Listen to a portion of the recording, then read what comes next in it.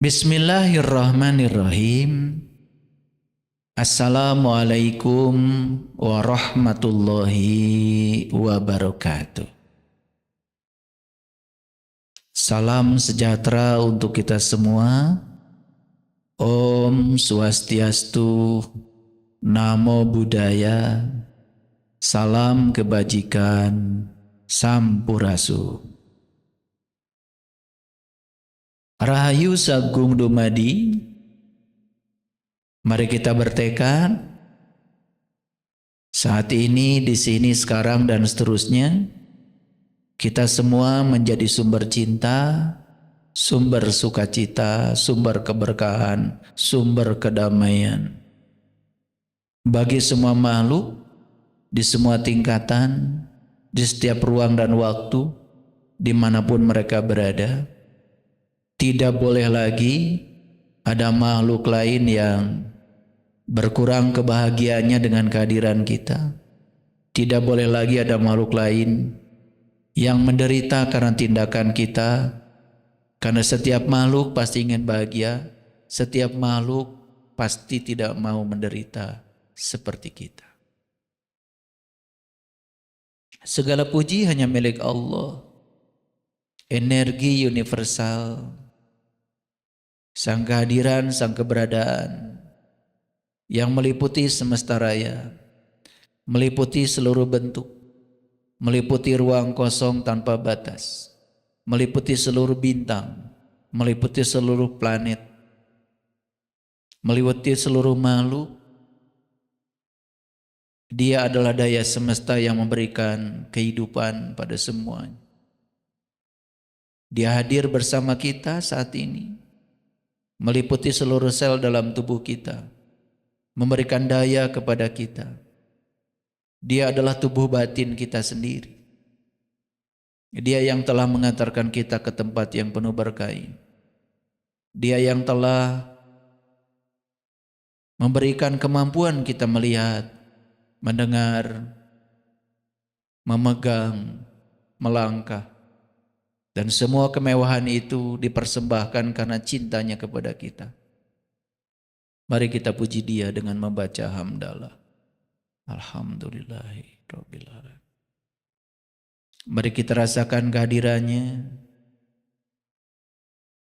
Fokuskan pada tubuh batin kita. Belajar merasakan dayanya dari dalam. Belajar hening sejenak. Rasakan detak jantung kita. Rasakan aliran energi lewat nafas kita.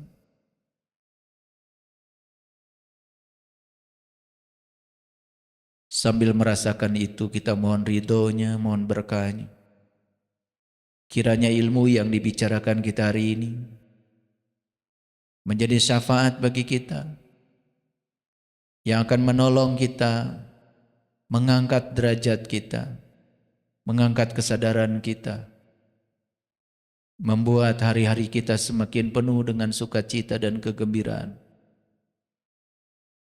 membebaskan segala kehampaan batin kita, menjadi cahaya bagi kegelapan jiwa kita, seraya menyapa asmanya dengan kelembutan dan cinta, dengan membaca basmalah. Bismillahirrahmanirrahim.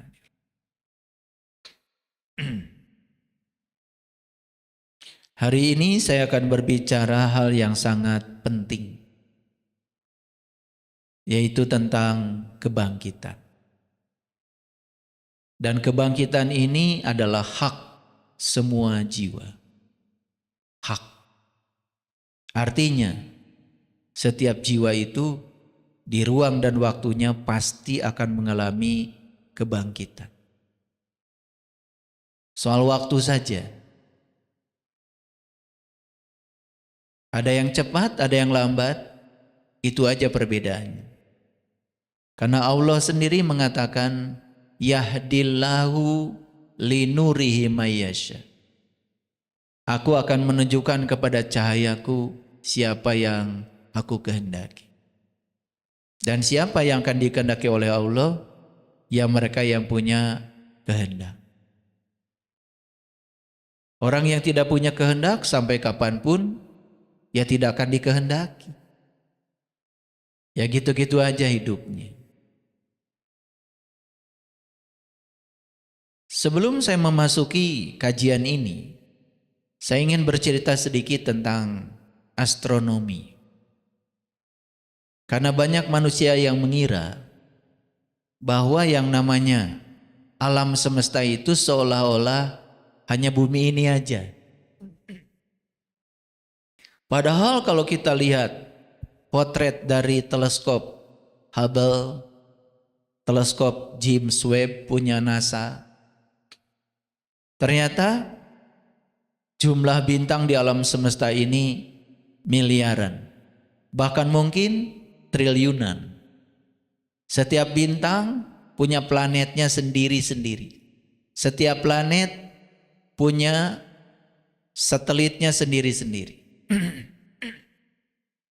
Contoh sederhana aja. Salah satu dari yang ada di galaksi Bima Sakti itu ada matahari. Matahari itu bintang. Nah ternyata di sekitar matahari ini ada beberapa planet. Salah satunya adalah bumi kita. Dan ternyata bumi kita juga punya satelit namanya bulan. Dan ternyata setiap planet juga punya satelitnya masing-masing. Hasil perhitungan astronomi di satu galaksi saja, ini namanya galaksi Bima Sakti. Planet yang kayak bumi ini diperkirakan jumlahnya tidak kurang dari 250 miliar buah. Yang kayak bumi ini. Sehingga setiap hari ditemukan planet-planet baru yang layak untuk hidup. Ada super bumi, ada bumi, macam-macam. Sedangkan galaksi itu jumlahnya juga miliaran. Di satu galaksi saja, planet yang model bumi ini ada 250 miliar buah. Karena jaraknya sangat jauh, lalu kita tidak menyaksikannya, tidak bisa menyaksikannya dengan mata telanjang. Harus menggunakan teknologi, menggunakan teleskop. Sementara orang-orang yang dangkal pemikirannya menyangka bahwa nanti suatu saat katanya ya bumi ini akan hancur. Disebut saja namanya kiamat. Bingung saya. Kiamat sendiri aslinya bahasa Arab al-qiyamah. Al-qiyamah itu artinya adalah berdiri, bangkit. Loh kok kalau cerita kiamat selalu cerita kehancuran alam semesta? Kan berlawanan. Bahasa Arabnya sendiri al-qiyamah itu artinya bangkit, artinya bangun. Kok diartikan hancur? Kan membingungkan itu. Pertanyaannya, yang hancur tuh yang mana? Dari sekian banyak bintang, sekian banyak planet, yang hancur yang mana? Terus kalau bumi kita, tempat kita tinggal hancur, karena memang dihancurkan oleh manusia, hutannya dibabat oleh manusia. Semua kandungan bumi, batu bara, timah, besi, emas, aluminium, seng, semuanya digali. Yang tersisa cuma lubang-lubang saja di bumi ini, ya bumi ini suatu saat juga pasti lenyap. Dan bumi juga asalnya tidak ada. Bahkan bumi dengan matahari aja, beda usianya sudah 6 miliar. Matahari yang kita saksikan sekarang itu, usianya diperkirakan 12 miliar tahun. Dan bumi ini diperkirakan usianya sekarang sekitar 6 miliar tahun. Dan alam semesta ini terus mengembang. Bahkan sekarang pun mungkin di tempat lain sedang tercipta bintang-bintang baru. sedang tercipta planet-planet baru. Begitu menurut ilmu astronomi. Nah, sekarang kalau bumi ini hilang, terus bagaimana dengan kita? Bukankah jiwa-jiwa kita ini ya abadi? Bukankah jiwa-jiwa kita abadi, seabadi ilahi? Kalau bumi ini hilang aja mataharinya, pasti semua kita akan mati. Tapi yang mati apanya? Kan tubuh saja. Kan jiwa kita akan keluar dari tubuh. Ketika jiwa keluar dari tubuh, kan jiwa akan terus melanjutkan proses perjalanan jiwa. Dan pasti akan ada tubuh baru. Mungkin saja ada kehidupan baru di planet yang lain selain ini. Begitu seterusnya. Jadi yang disebut dengan kebangkitan itu, ya, pada saat jiwa ini sudah keluar dari tubuh yang lama, kemudian memasuki tubuh yang baru, sehingga ada kehidupan yang baru, itu termasuk salah satu kebangkitan. Karena memang jiwa harus melakukan perjalanan terus menerus. Bisa paham? Ya? Baik. Nah, lalu kebangkitan yang saya maksud di sini itu tidak sekedar itu. Saya mau bicara kebangkitan dalam konteks yang jauh lebih luas dari itu. Oleh karena itu, sebelum saya memasuki kajian inti dari kajian hari ini, seperti biasa saya ingin menjelaskan dulu dari sisi tata bahasa, dari sisi etimologinya, supaya kita semua mengerti. Kebangkitan itu kan berasal dari kata bangkit. Itu kata dasarnya. Setuju ya? Oke. Seperti saya bilang tadi, kebangkitan itu dalam bahasa Arab al-qiyamah. Kata dasarnya adalah qiyam. Qiyam itu artinya bangkit. Qiyam itu artinya berdiri. Makanya ibu bapak lagi tidur, bangun, melaksanakan sholat tahajud. Kan disebutnya juga qiyamul lail. Qiyam itu bangkit, lail itu adalah malam. Bangkit tengah malam, namanya qiyamul lail. Ya toh? Begitu. Nah, jadi kata dasar dari kebangkitan itu adalah bangkit. Bangkit itu ada dua. Bisa bangkit secara fisik, bisa bangkit juga secara figuratif dalam sisi bahasa. Bangkit secara fisik, sederhana aja. Ya. Bapak Ibu sedang apa sekarang? Sedang duduk. Ya.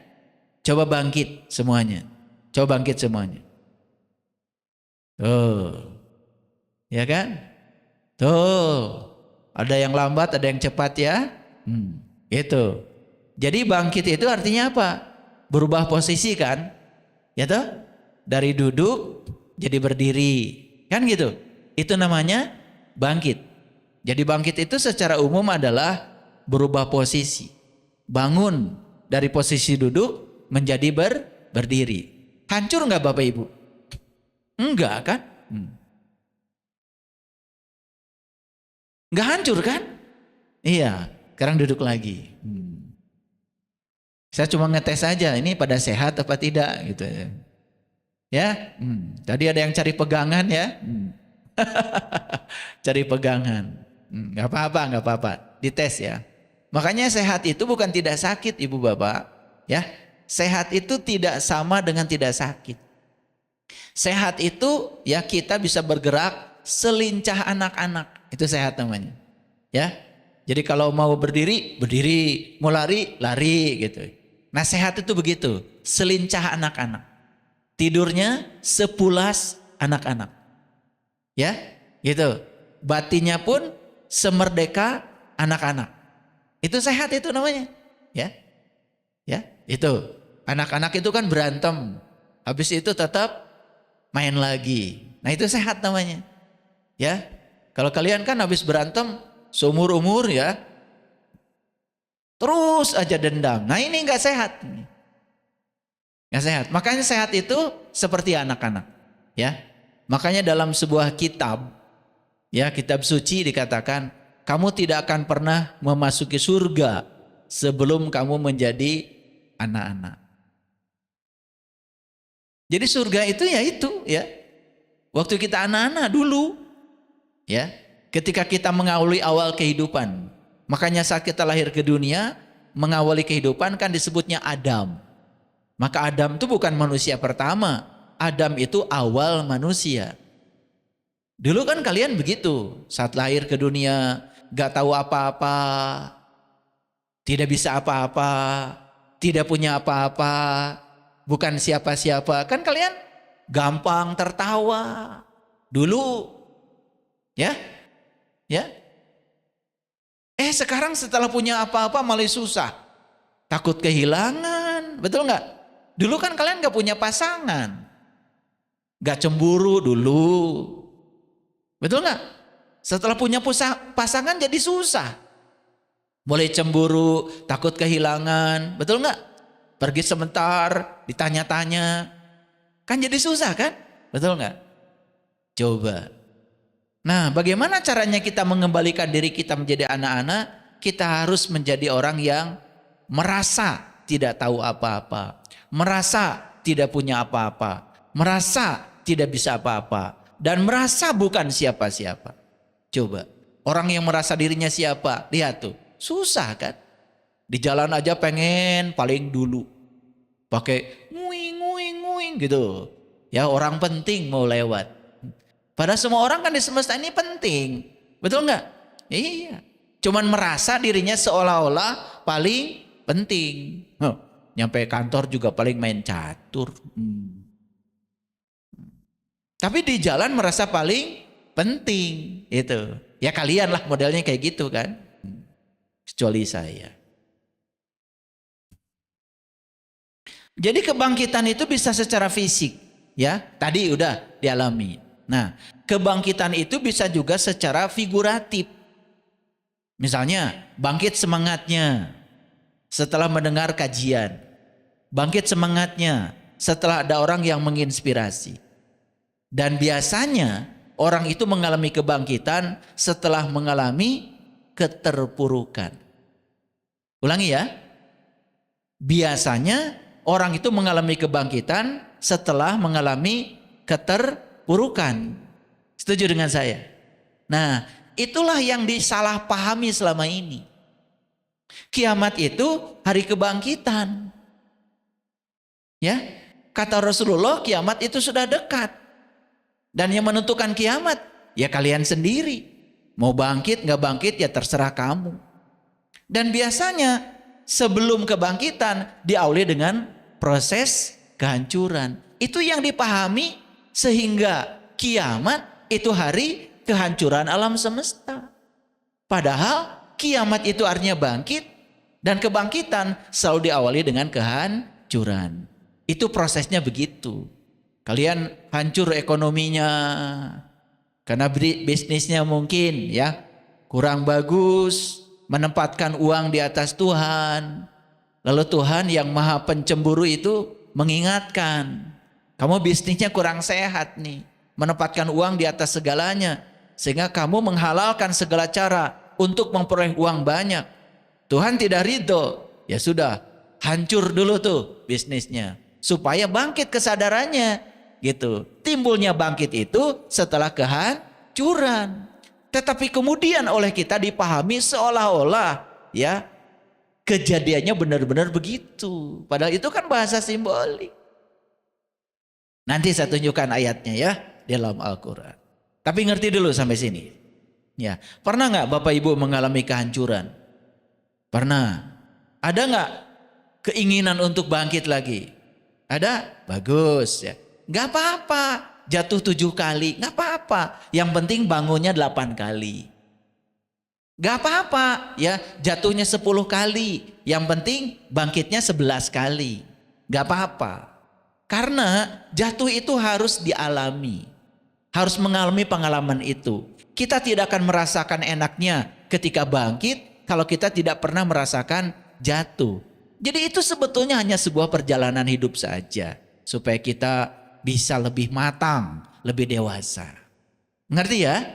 Kenapa ada pemahaman ya hancurnya alam semesta dikaitkan dengan kiamat.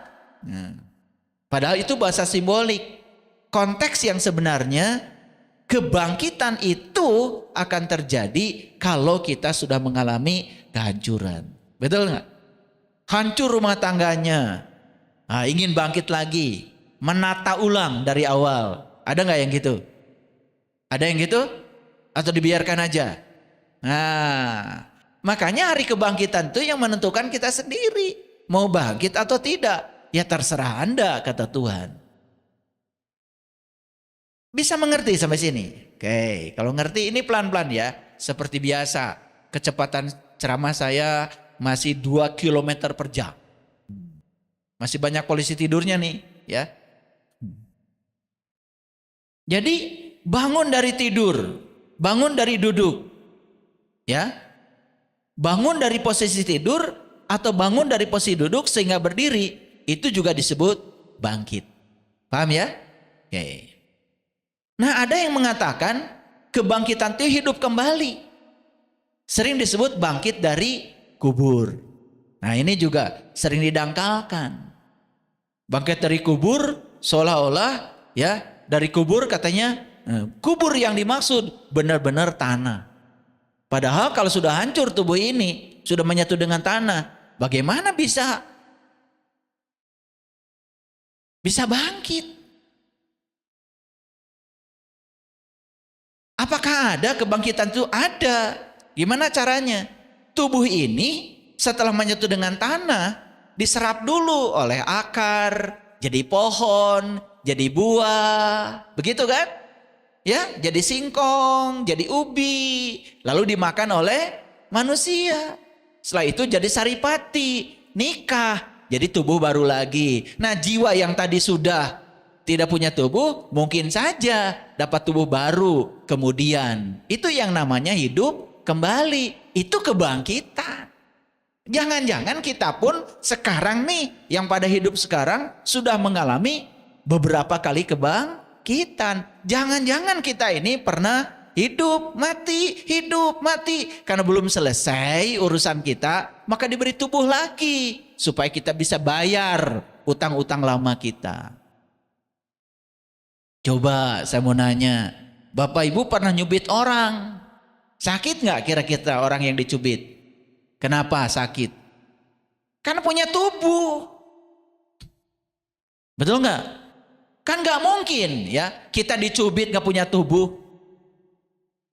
Di sini nih ada yang nggak punya tubuh nih, mau saya cubit. Nggak adil dong. Harusnya dicubitnya pada saat punya tubuh lagi. Makanya dia punya tubuh lagi nanti. Supaya saat dicubit sama sakitnya. Masuk akal nggak? Ini yang SD dulu ya. Jangan yang tinggi-tinggi dulu. Nanti banyak yang nggak ngerti. Paham ya?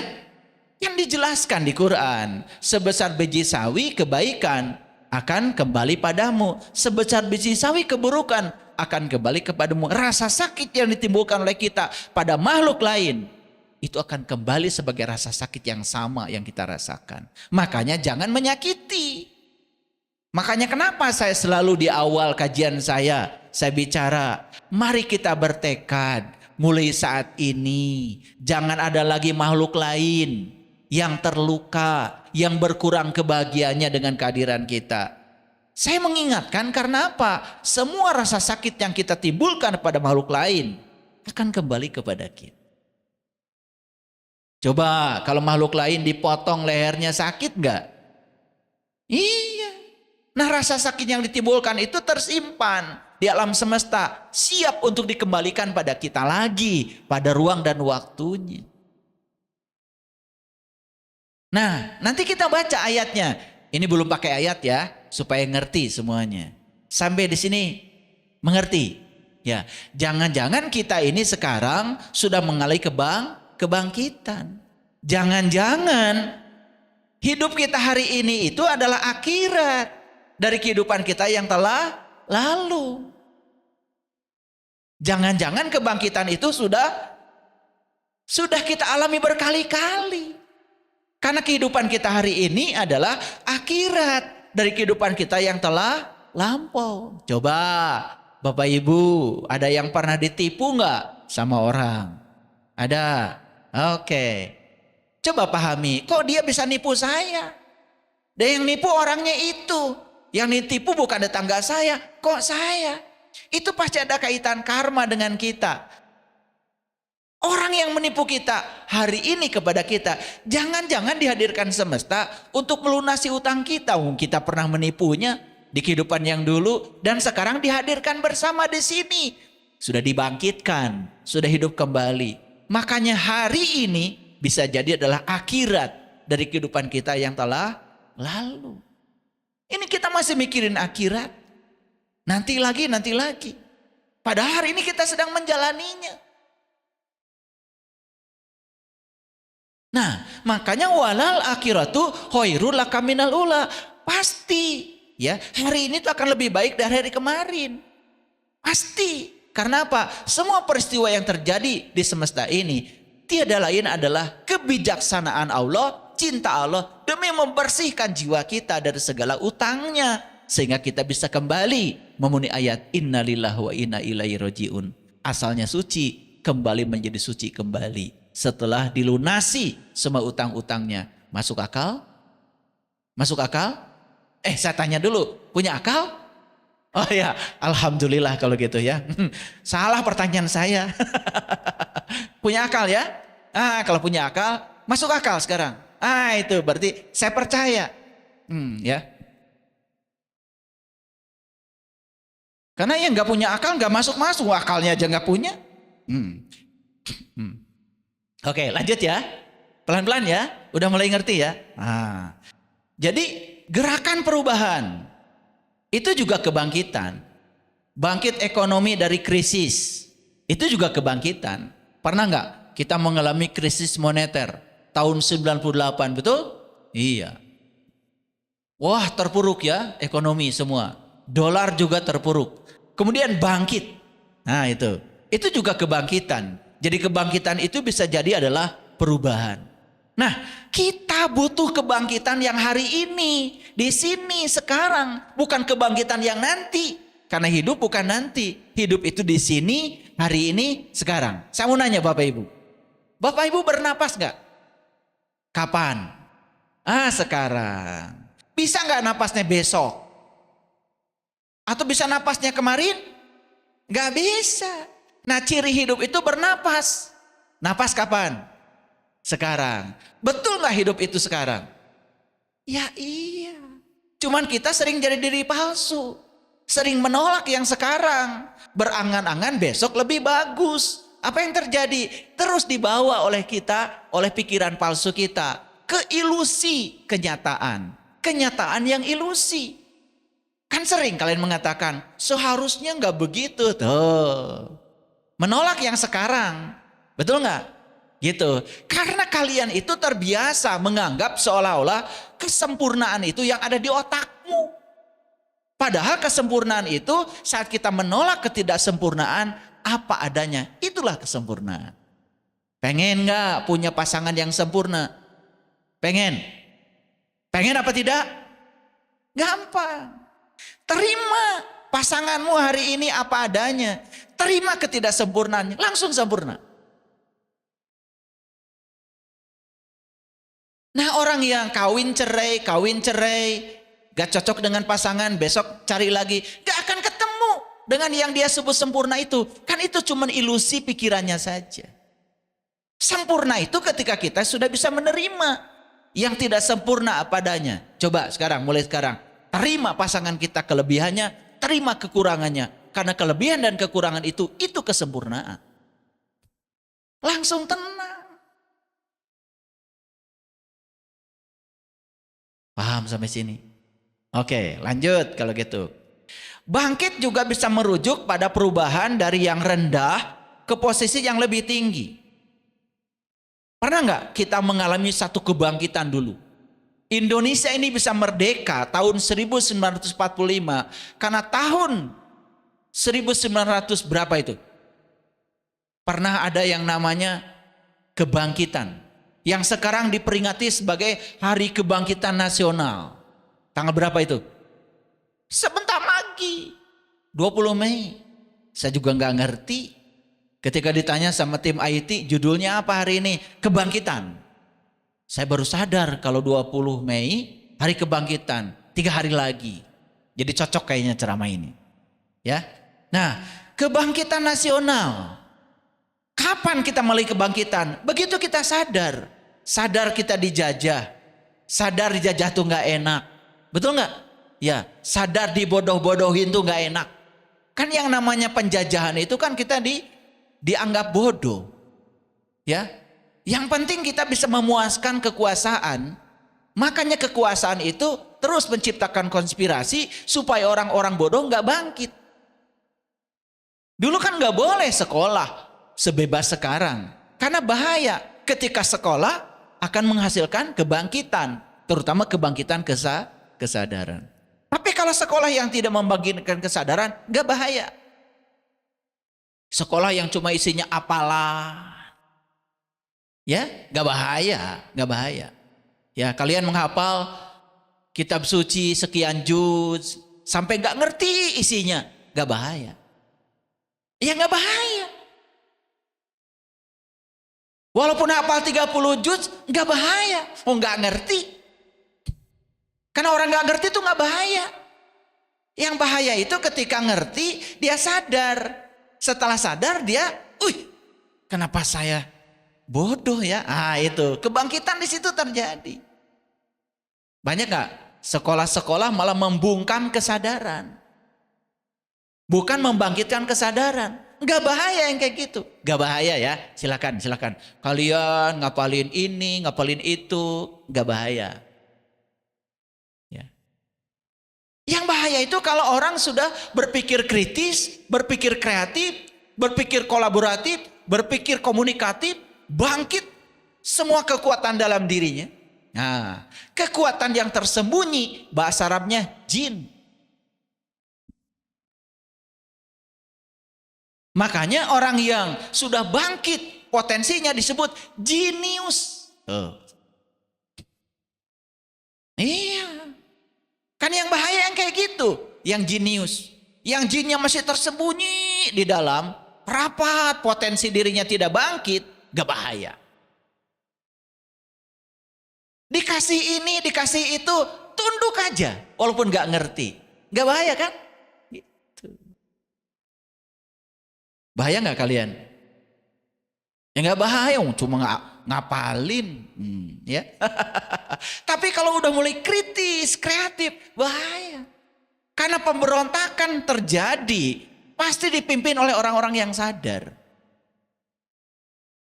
Paham ya? Oke. Ya, yang tidur lelap dalam kegelapan dan merasa nyaman di kegelapan, gak bahaya, gak bahaya.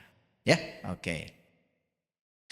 Nah, saya ingin mengingatkan saja, manusia tidak dirancang untuk gagal, tetapi manusialah yang gagal untuk merancang. Ngerti? Ngerti apa tidak? Manusia tidak dirancang untuk gagal, tapi manusialah yang gagal untuk merancang. Jadi sebetulnya kalau kita hidup sejalan dengan maunya Allah, hidup sesuai dengan rencana Allah, hidup sesuai dengan rencana dan niatnya Allah menciptakan kita, gak ada yang namanya kegagalan. Gak ada. Jadi kita ini sebetulnya ya, kenapa mengalami banyak kegagalan? Karena kita ini hidup tidak sejalan dengan panggilan jiwa kita. Nah, ini sudah dibahas pada kesempatan yang kemarin. Orang bijak adalah dia yang hari ini mengerjakan apa yang orang bodoh akan kerjakan 3 hari kemudian. Ngerti nggak? Jadi orang bijak dengan orang bodoh bedanya apa? Katanya ngerti. Diulang ya. Orang bijak adalah dia yang hari ini mengerjakan apa yang orang bodoh akan kerjakan 3 hari kemudian. Jadi bedanya orang bijak dengan orang bodoh apa? Hah? Ya beda waktu. Apa yang dilakukan oleh orang bijak hari ini, itu baru akan dilakukan oleh orang bodoh 3 hari, kemudian itu aja, beda waktu. Nah, beda waktu itulah yang menyebabkan beda kesadaran. Itu yang membedakan, kebangkitannya pun berbeda. Paham? Lanjut. Semua orang pernah gagal, setuju? Oke. Sebagian menyerah, setuju? Siapa? Sebagian bangkit kembali. Makanya di semesta ini cuma 2 kelompok manusia, pecundang dan pemenang. Siapa pecundang? Saat ada kegagalan gak mau bangkit. Siapa pemenang? Saat ada kegagalan dia bangkit. Ya sudah, kegagalan hanya keberhasilan yang tertunda. Begitu aja. Kira-kira Bapak Ibu masuk pecundang atau pemenang? Hebat, keren ya. Ya, gak apa-apa. Kadang-kadang kebenaran itu harus dilahirkan oleh kesalahan. Gak apa-apa. Ya, jalanin aja. Lanjut dulu. Seseorang yang mampu bangkit setelah jatuh adalah orang yang lebih kuat daripada seseorang yang tidak pernah jatuh sama sekali. Bagus gak? Jadi jatuh tuh bagus gak? Bagus. Ada pengalaman. Makanya orang yang mampu bangkit setelah jatuh lebih kuat daripada orang yang tidak pernah jatuh sama sekali. Coba ya, orang kayak saya ini. Sekeluarga 11. Saya anak ke-7. Gagal saya mau jadi anak bungsu. Karena punya adik lagi 4. Ya, mau manja-manja gimana coba? Bapak saya bilang kalau sepatumu nggak dicuci, ya pakai aja sepatu kotor. Kalau baju seragammu yang satu-satunya nggak dicuci, ya pakai aja seragam kotor. Tidak ada baju dicucikan ibu, dibajukan bapak, nggak ada cerita. Bahkan untuk makan pun ya tidak selalu tersedia di rumah, harus mencari sendiri. Kira-kira beda nggak dengan anak yang selalu difasilitasi? Beda nggak? Beda. Saya jatuhnya sering banget, sehingga kuat. Nah, anak yang nggak pernah jatuh, orang tuanya khawatir. Main sebentar aja pergi, udah dicari. Harus di rumah terus. Coba, jadi kuat nggak? Enggak. Makanya hidup itu harus alami. Harus alami. Jadi saya bersyukur ya. Saya bersyukur karena saya telah dipilihkan orang tua terbaik untuk kelahiran saya. Dan lewat beliau itulah ayah ibu saya menjadi saya yang hari ini. Saking sering jatuhnya, sering bangkitnya, maka jadi kuat. Pergi ke Bandung naik truk, orang lain naik bis, mau sekolah. Ya, nyampe di Bandung ya nggak punya uang, orang lain kos, saya tidur di masjid. Tambah kuat kan? Orang lain tidur di kasur, saya tidurnya di tikar. Waktu istri saya calon istri saya berkunjung ke tempat saya, nanya, mana kasurnya? Gak ada. Lemarinya ya cuma di pojokan aja, ada bekas bungkus kardus Indomie. Lah saya nggak perlu lemari, bajunya nggak ada. Kardus Indomie aja nggak penuh. Lah bajunya cuma batik dan cut bray. Waktu itu mewah itu. Mewah.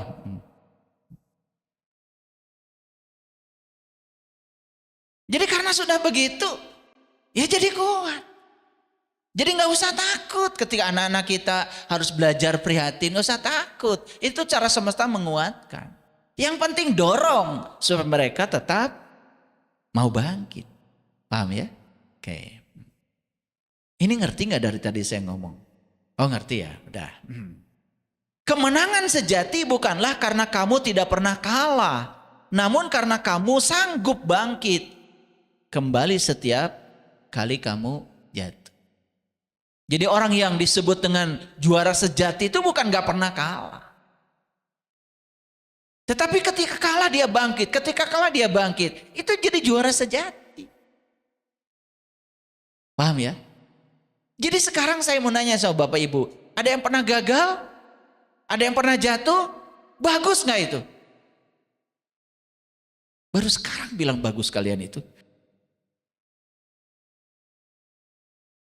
Baru sekarang itu bilang bagus, betul nggak? Iya. Gak sadar-sadar ya. Semua tuh bagus. Itu kebijaksanaan dan cita semesta buatmu. Dan kalau tidak melewati jalan itu, belum tentu kalian menjadi orang-orang yang sekuat hari ini. Belum tentu kalian menjadi orang-orang yang sehebat hari ini. Itu cara semesta sedang memproses kita. Luar biasa. Sekarang bisa melihat gak? Semuanya adalah kebijaksanaan dan cinta kasih Allah. Bisa melihat? Bagus. Bagus. Udah mulai sadar. Ada potensi untuk bangkit. Jangan menilaiku dari kesuksesan. Tetapi nilai aku dari seberapa sering jatuh dan berhasil bangkit kembali. Karena kalau kita lihat orang, biasanya dilihat akhirnya aja. Jadi seperti itu. Prosesnya nggak pernah dilihat. Ada yang tanya sama saya. Saya sekarang apapun yang saya pikirkan, saya rasakan.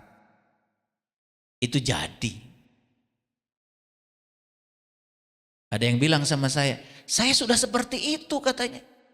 Pokoknya saya selalu memikirkan dan merasakan, tapi bedanya nggak jadi-jadi. Saya bilang beda kekuatan. Jadi getaran dari sini, dari pikiran, getaran dari perasaan yang saya bangun, itu sudah melewati perjalanan panjang. Ya kamu baru aja kasih tahu informasi dari saya. Rasanya sudah sama kok. Saya berpikir begitu, merasa begitu. Tapi bedanya kok nggak jadi. Itu karena getarannya belum selaras dengan getaran semesta. Pikiran, perasaan itu energi. Energi adalah vibrasi. Energi adalah frekuensi. Itu semua adalah getar. Saya membaca sebuah artikel yang sangat luar biasa. Para ilmuwan di New York. Tahu New York? Di mana coba? Ciparai? New York. Di mana kira-kira? Hah? Ilmuwan di New York sudah membuktikan bahwa ternyata cahaya bisa diubah menjadi materi. Mereka sudah berhasil menciptakan akselerator. Akselerator itu dari kata acceleration. Akselerasi itu artinya percepatan. Akselerator itu adalah sebuah alat yang diciptakan orang fisika untuk mempercepat gerakan sebuah partikel sehingga dia memiliki energi yang sangat tinggi, sehingga akan terbentuk dua pasangan yang namanya positron dan elektron. Positron dan elektron yang berpasangan ini ya dengan energi yang sangat tinggi mampu diubah menjadi materi. Jadi semakin jelas bahwa yang namanya materi di alam semesta ini pasti berasal dari cahaya. Makanya yang pertama kali Allah ciptakan, sebelum Allah menciptakan alam semesta adalah johar awal, nur awal, yang dalam tradisi Islam disebut Nur Muhammad.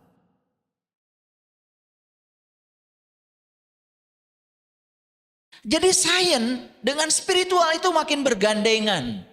Makanya kalau orang belajar spiritual, anti sains, tidak mau belajar sains, tidak mau berpikir secara saintifik, ya sudah. Cuman merasa paling hebat sendiri, paling benar sendiri, yang lain semuanya salah.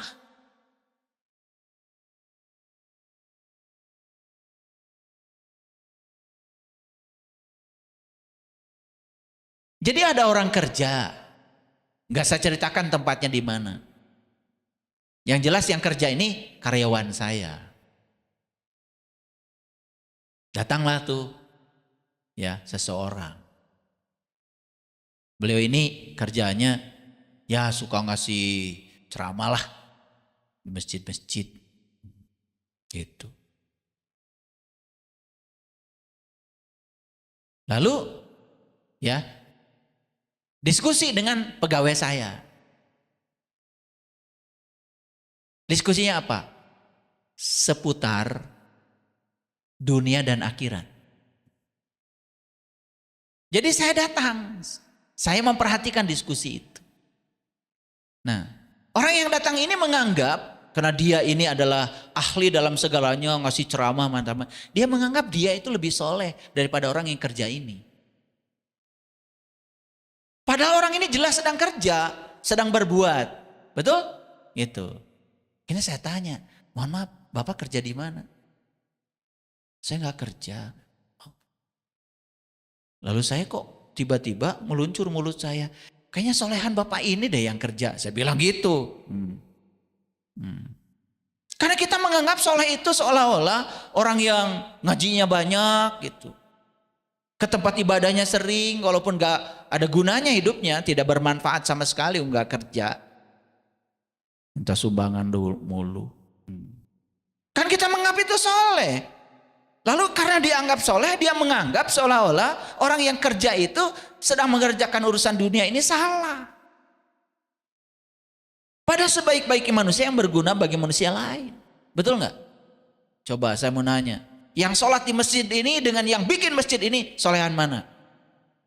Ya dua-duanya soleh. Kalau yang sholat juga ikut bikin masjid. Paham ya? Paham nggak? Iya, cuma ngomong doang nggak nyumbang-nyumbang. Gak soleh.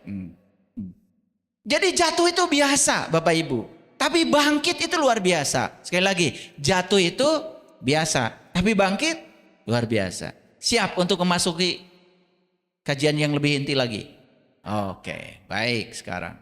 Saya mau masuk sini. Pernah membaca nggak surat Al-Zalzalah? Yang bunyi awalnya itu Iza zulzilatil ardu zilzalaha. Pernah dengar itu? Oke. Jadi Al-Zalzalah itu artinya adalah kegoncangan. Kegoncangan. Ya, goncang. Ya, ada yang mengalami kegoncangan keluarganya. Ada yang mengalami kegoncangan ekonominya. Ada yang mengalami kegoncangan spiritualnya. Ada yang mengalami kegoncangan kesadarannya. Bagus nggak kegoncangan itu? Bagus. Karena semua kebangkitan harus dimulai dengan kegoncangan. Yang nggak digoncang, nggak bangkit-bangkit. Jangan-jangan semua yang hadir di sini pun sebetulnya hadir di sini itu karena diantarkan oleh kegoncangan. Betul nggak? Ada yang kegoncangan fisiknya, mengalami berbagai macam penyakit. Betul nggak? Ada yang cancer, tumor, macam-macam. Kakara sadar. Dasiun. Sieun maut. Betul nggak? Iya, gitu. Betul nggak? Bagus nggak kegoncangan itu? Bagus. Karena bagus saya akan bahas ayat ini. Idza zulzilatil ardu zilzalaha. Ketika bumi digoncangkan dengan goncangan yang sangat dahsyat. Lihat saya semuanya. Karena begitu ada kata-kata bumi, yang terpikir oleh kita adalah dunia ini. Betul? Ya memang kadang-kadang digoncang juga nih dunia. Ada gempa sangat kuat. Betul nggak? Setelah gempa kemudian ada tsunami. Semua harta kekayaan hancur semua. Ada nggak peristiwa itu? Ada. Dan setelah itu manusia mengalami kebangkitan. Jadi memang kebangkitan itu harus diawali dengan kegoncangan. Kalau begitu kegoncangan itu cinta kasih Allah bukan? Kebijaksanaan Allah bukan? Pernah kalian digoncang? Pernah apa sering? Nerima apa tidak? Nerima apa tidak? Katanya cinta kasih Allah. Jadi cara Allah berbicara kepada kita tuh kadang-kadang harus digoncangkan. Kalau nggak digoncangkan, kitanya nggak sadar-sadar. Kalau getarannya cuma kecil-kecil gitu, nggak sadar. Kadang-kadang harus digoncangkan. Goncangan itu berarti getaran yang sangat dahsyat. Oke. Ayo kita lanjutkan. Ketika bumi digoncangkan dengan goncangan yang dahsyat. Perhatikan saya. Saya sudah sampaikan. Ketika ada kata langit di Quran, pasti bicara alam-alam tinggi. Ketika bicara bumi, pasti bicara alam-alam yang sebaliknya. Ya? Oke. Langit bicara alam-alam ruh. Bumi bicara alam-alam fisik. Itu bahasa simbolik di Quran. Karena langit dalam pengertian fisik nggak ada. Saya sampai sekarang belum pernah menyaksikan langit secara fisik. Karena yang ada adalah ruang kosong antar planet. Langit secara fisik sampai sekarang saya belum pernah lihat. Itu yang warna biru bohong. Itu peristiwa dispersi cahaya. Sinar matahari yang datang dari angkasa memasuki atmosfer bumi mengalami proses pembiasan cahaya. Timbul warna biru. Gunung juga. Dari kedekatan kan warnanya nggak biru. Dari jauh warnanya biru. Biru itu tipuan mata. Paham? Naik pesawat yang tinggi ke bawah juga lihat biru. Saking jauhnya. Oke. Jadi kalau berbicara tentang bumi, ini berbicara tentang segala hal yang bersifat materi, bersifat fisik. Oke. Bisa mengerti? Oke. Tubuh fisik bumi? Bumi. Harta bumi?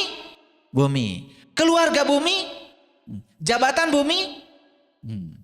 Uang bumi, ladang bumi, sawah bumi. Oke. Jadi terkadang harus digoncang dulu nih aspek buminya. Aspek materinya. Oke, acungkan tangan. Pernah ada yang hilang mobil? Ada. Pernah ada yang tertipu uang? Ada. Ya, pernah ada yang mengalami penyakit? Gak karu-karuan gitu sampai tubuhnya sakit terus menerus? Ada? Ada. Ini bagus saya cerita sama orang-orang yang sudah mengalami. Itu yang disebut dengan idza zulzilatil ardu zilzalaha. Itu adalah goncangan bagi bumi.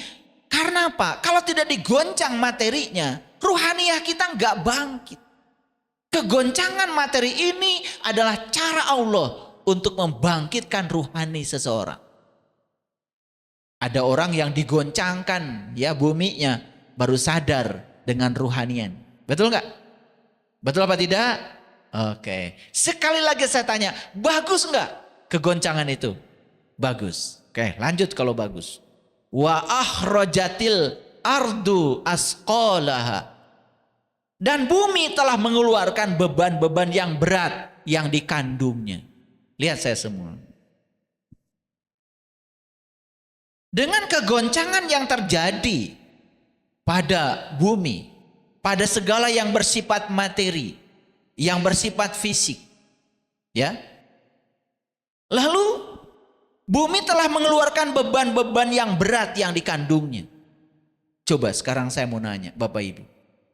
Ketika Bapak Ibu memiliki harta yang semakin banyak, semakin banyak, semakin banyak, semakin banyak. Jujur, semakin senang atau semakin beban? Beban. Ternyata harta itu pada titik tertentu tidak bisa dinikmati lagi. Jabatan pada titik tertentu gak bisa dinikmati lagi.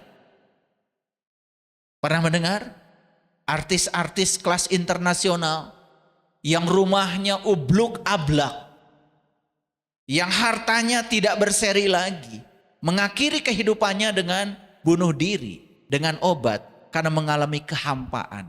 Pernah dengar? Oke.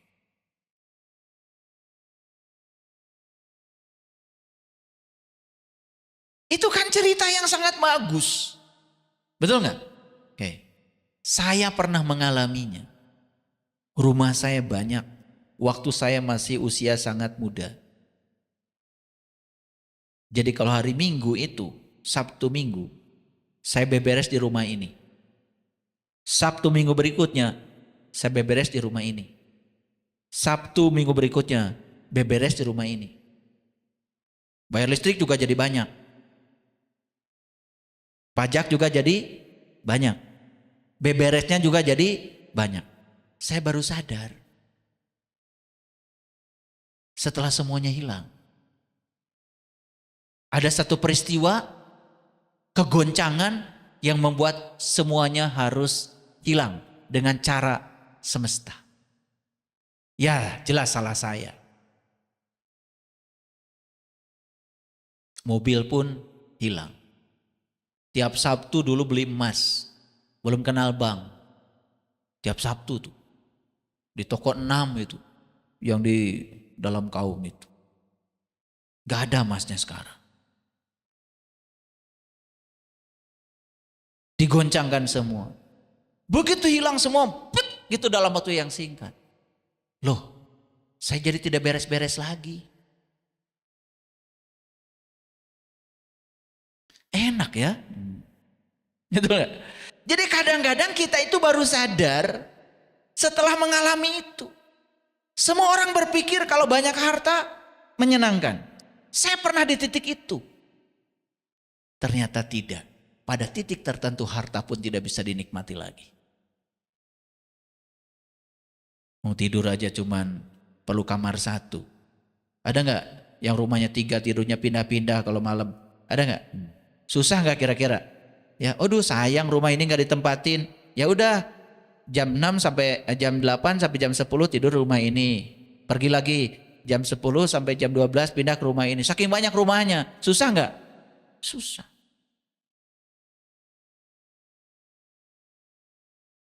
Jadi ternyata pada titik tertentu ketika kita sudah merasa terbebani dengan semua ini harus dilepaskan. Pada titik tertentu jabatan pun tidak bisa dinikmati lagi. Betul nggak? Coba yang jabatannya tinggi, mau makan dengan keluarga aja nggak ada waktu. Betul nggak? Kalian yang nggak punya jabatan, enak kan makan di mana aja kan? Betul nggak? Iya, gratis lagi ya. Wa qalal insanu malah, dan manusia bertanya, mengapa menjadi begini? Nah itulah, semua manusia kalau digoncangkan pasti pertanyaan mengapa jadi begini. Jarang manusia yang bertanya ketika digoncangkan, pesan apa yang sedang kau kirimkan kepadaku dengan peristiwa ini? Coba jujur-jujur Bapak Ibu. Kalau digoncangkan hartanya, digoncangkan ekonominya, ya, digoncangkan tubuh fisiknya. Pertanyaan Bapak Ibu, sama nggak dengan ini? Mengapa menjadi begini? Sama nggak? Ah itu benar berarti Quran. Jarang yang bertanya, pesan apa Tuhan yang hendak kau sampaikan lewat peristiwa ini? Ada nggak yang kayak gitu? Ada? Oh yang ada juga udah dikasih tahu sama saya. Dulu sama. Betul nggak? Iya. Ah kalian sama. Pasti kalau digoncangkan paling juga ngomongnya, aduh menikir-kir teuing. Pasti begitu. Betul nggak? Saya udah tahu dari wajahnya. Menikir-kir teuing Gusti. Betul nggak? Iya. Ya sama, yang laki-laki juga yang ketawanya paling kencang sana sama sama kalian di sini sama. Jadi Quran itu memang luar biasa ya. Wa qalal insanu malah, dan manusia bertanya, mengapa begini?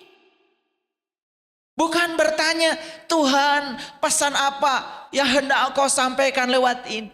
Nah, setelah ngaji kesadaran dengan saya, pertanyaan kalian akan berubah. Sadar kalau kegoncangan itu bagus. Sadar kalau kegoncangan itu dalam rangka Tuhan melepaskan semua beban-beban kita. Melepaskan semua ikatan-ikatan kita. Ingat kembali, dulu saat kita tidak punya apa-apa, merdeka kita. Saat kita tidak tahu apa-apa, merdeka kita. Saat kita tidak bisa apa-apa, merdeka kita. Saat kita tidak merasa siapa-siapa, merdeka kita.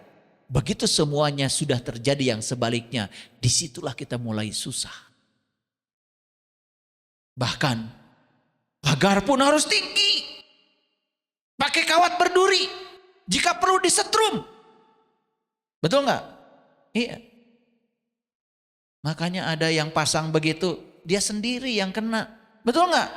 Modar itu, betul nggak? takut kehilangan hartanya, kesetrum sendiri. Betul nggak? Sampai sini ngerti. Pernah nggak Bapak Ibu baca ayat ini? Pernah ya? Ya. Oh, apalagi bulan Ramadan ya. Kalian baca ayat ini berkali-kali kan? Sampai nggak ngerti bukan? Iya. Wa qolal insanu malaha. Semua manusia pasti bertanya, mengapa begini? Mengapa jadi begini? Kieu-kieu teuing sama. Gak ada yang menganggap bahwa itu kebaikan.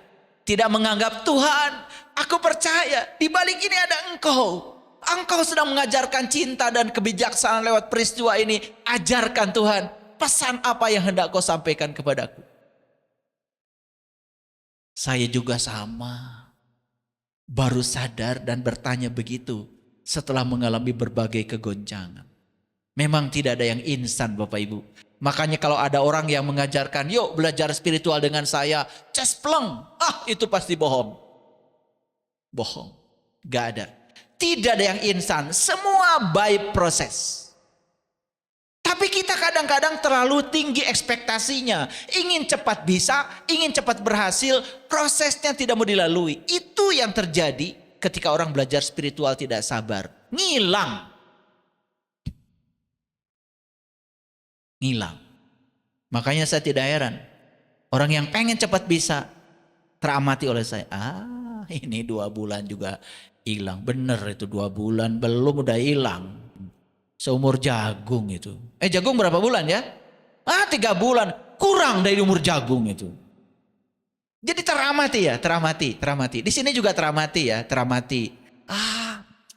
Belajar sama Saiful Karim. Malah disuruh belajar menerima apapun apa adanya. Buat apa? Lebih baik belajar sama orang yang bisa mempertahankan jabatan saya seumur hidup.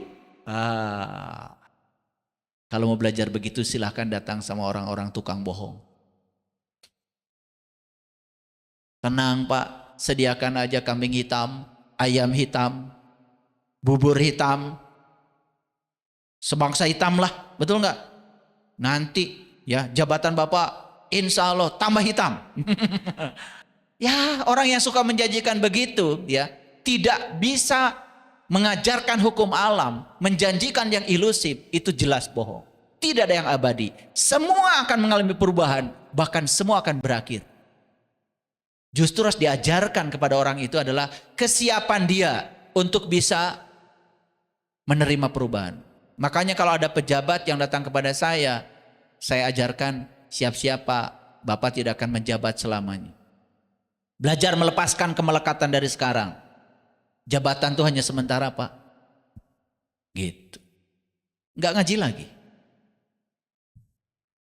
Tapi kalau datang sama orang, tenang Pak. Pokoknya kalau Bapak selalu dengan saya, tenang. Jabatan Bapak abadi. Wih. Orang yang sedang melanggar hukum alam itu. Betul nggak? Tapi kalian memang modelnya begitu. Saya tahu. Betul nggak? Ya. Ada orang yang jualan sama saya, datang pada saya. Apa profesinya? Jualan Pak. Nih jualan itu kadang sukses, kadang gagal. Kadang untung, kadang rugi. Itu hukum alam dalam jualan. Siap-siap. Ketika kamu sedang di atas angin, jangan terlalu sombong. Ketika sedang jatuh, juga jangan terlalu jatuh. Jaga perasaanmu di titik yang datar supaya kamu gak sakit. Jadi kalau pengusaha datang pada saya ajarkan untuk belajar menerima sukses dan kegagalan dengan cara yang sama. Tapi kalau datang sama orang pinter dalam tanda kutip, imah gitu boga, tenang. Pokoknya nanti Bapak sukses terus kalau belajar dengan saya. Tuh, kadang-kadang kalian tuh aneh-aneh ya. Mau belajar kaya sama dukun, rumah aja nggak punya. Nih coba periksa akal itu. Punya akal ya?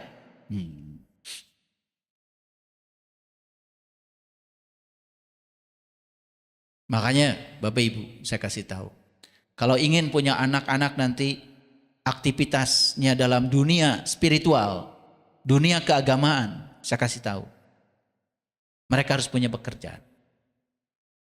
biar nggak dilecehkan. Ya, kalau mau ngajarin agama harus kaya. Ya, biar nggak difitnah nanti kita sumbangan.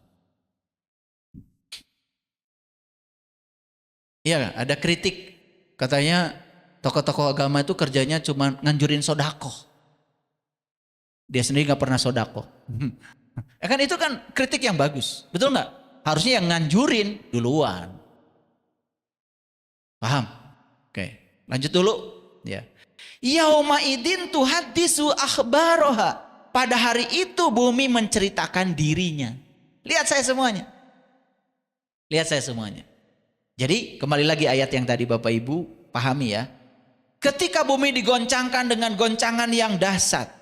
Dan bumi telah mengeluarkan beban-beban yang berat yang dikandungnya. Dan manusia bertanya, mengapa begini? Ya sampai situ? Nah lanjut ayatnya, luar biasa. Yauma idzin tuhaddisu akhbaroha. Pada hari itu bumi menceritakan dirinya. Jadi pada saat kegoncangan itu sebetulnya kegoncangan itu sedang menceritakan kita. Coba, ada yang digoncang oleh penyakit. Sedang cerita siapa? Cerita kita. Ini loh cara hidup kamu. Ini loh cara mengelola emosi kamu. Ini loh cara bicara kamu. Ini loh cara berpikir kamu. Ini loh cara makan kamu. Ini akibat dari semua perbuatan kamu. Setelah tergoncang dengan penyakit baru sadar. Makanya hebat Quran itu. Yauma idin tuhaddisu akhbaroha. Pada hari itu bumi menceritakan diri. Lihat Bapak Ibu saya. Semua kegoncangan yang terjadi pada diri kita pada dasarnya sedang bercerita siapa diri Anda. Silahkan. Ada yang digoncang ekonominya. Tanya, dari mana sumber kekayaan? Kenapa harus lepas? Kenapa uang tidak rindu bersamamu? Tanya. Nah, jadi ada PR buat Bapak Ibu. Bukan sekedar tahu kalau kegoncangan itu bagus. Tapi sekarang PR-nya, setiap ada kegoncangan, lihat cerita apa di balik kegoncangan itu. Ada yang digoncang keluarganya? Ada? Ada? Oke. Pertanyaannya, kenapa suami saya begini? Kenapa istri saya begini? Itu pasti cerita tentang diri kamu. Gak usah menyalahkan siapa-siapa. Itu cerita tentang diri kamu sendiri. Hebat gak Quran? Hebat gak? Sudah ketampilkan pesannya? Ya. Bi anna rabbaka auhalaha. Karena sesungguhnya Tuhanmu telah memerintahkan kepadanya. Jadi peristiwa yang terjadi pada kita yang menggoncangkan itu diutus oleh Tuhan untuk bercerita. Tuhan yang memerintahkan supaya lewat peristiwa itulah kita diajarkan. Karena peristiwa itu sebetulnya bercerita. Yuk sekarang. Kenapa mobil saya hilang? Ada ceritanya di situ. Mungkin karena kita terlalu melekat pada mobil, dipakai enggak, terus aja dicuci. Kata Tuhan sangat berbahaya bagi kamu. Udah kalau gitu diutuslah seseorang pinjam mobil, hilang tuh mobilnya. Bisa begitu? Bisa. Luar biasa. Saya kalau lagi menjelaskan Al-Quran ini,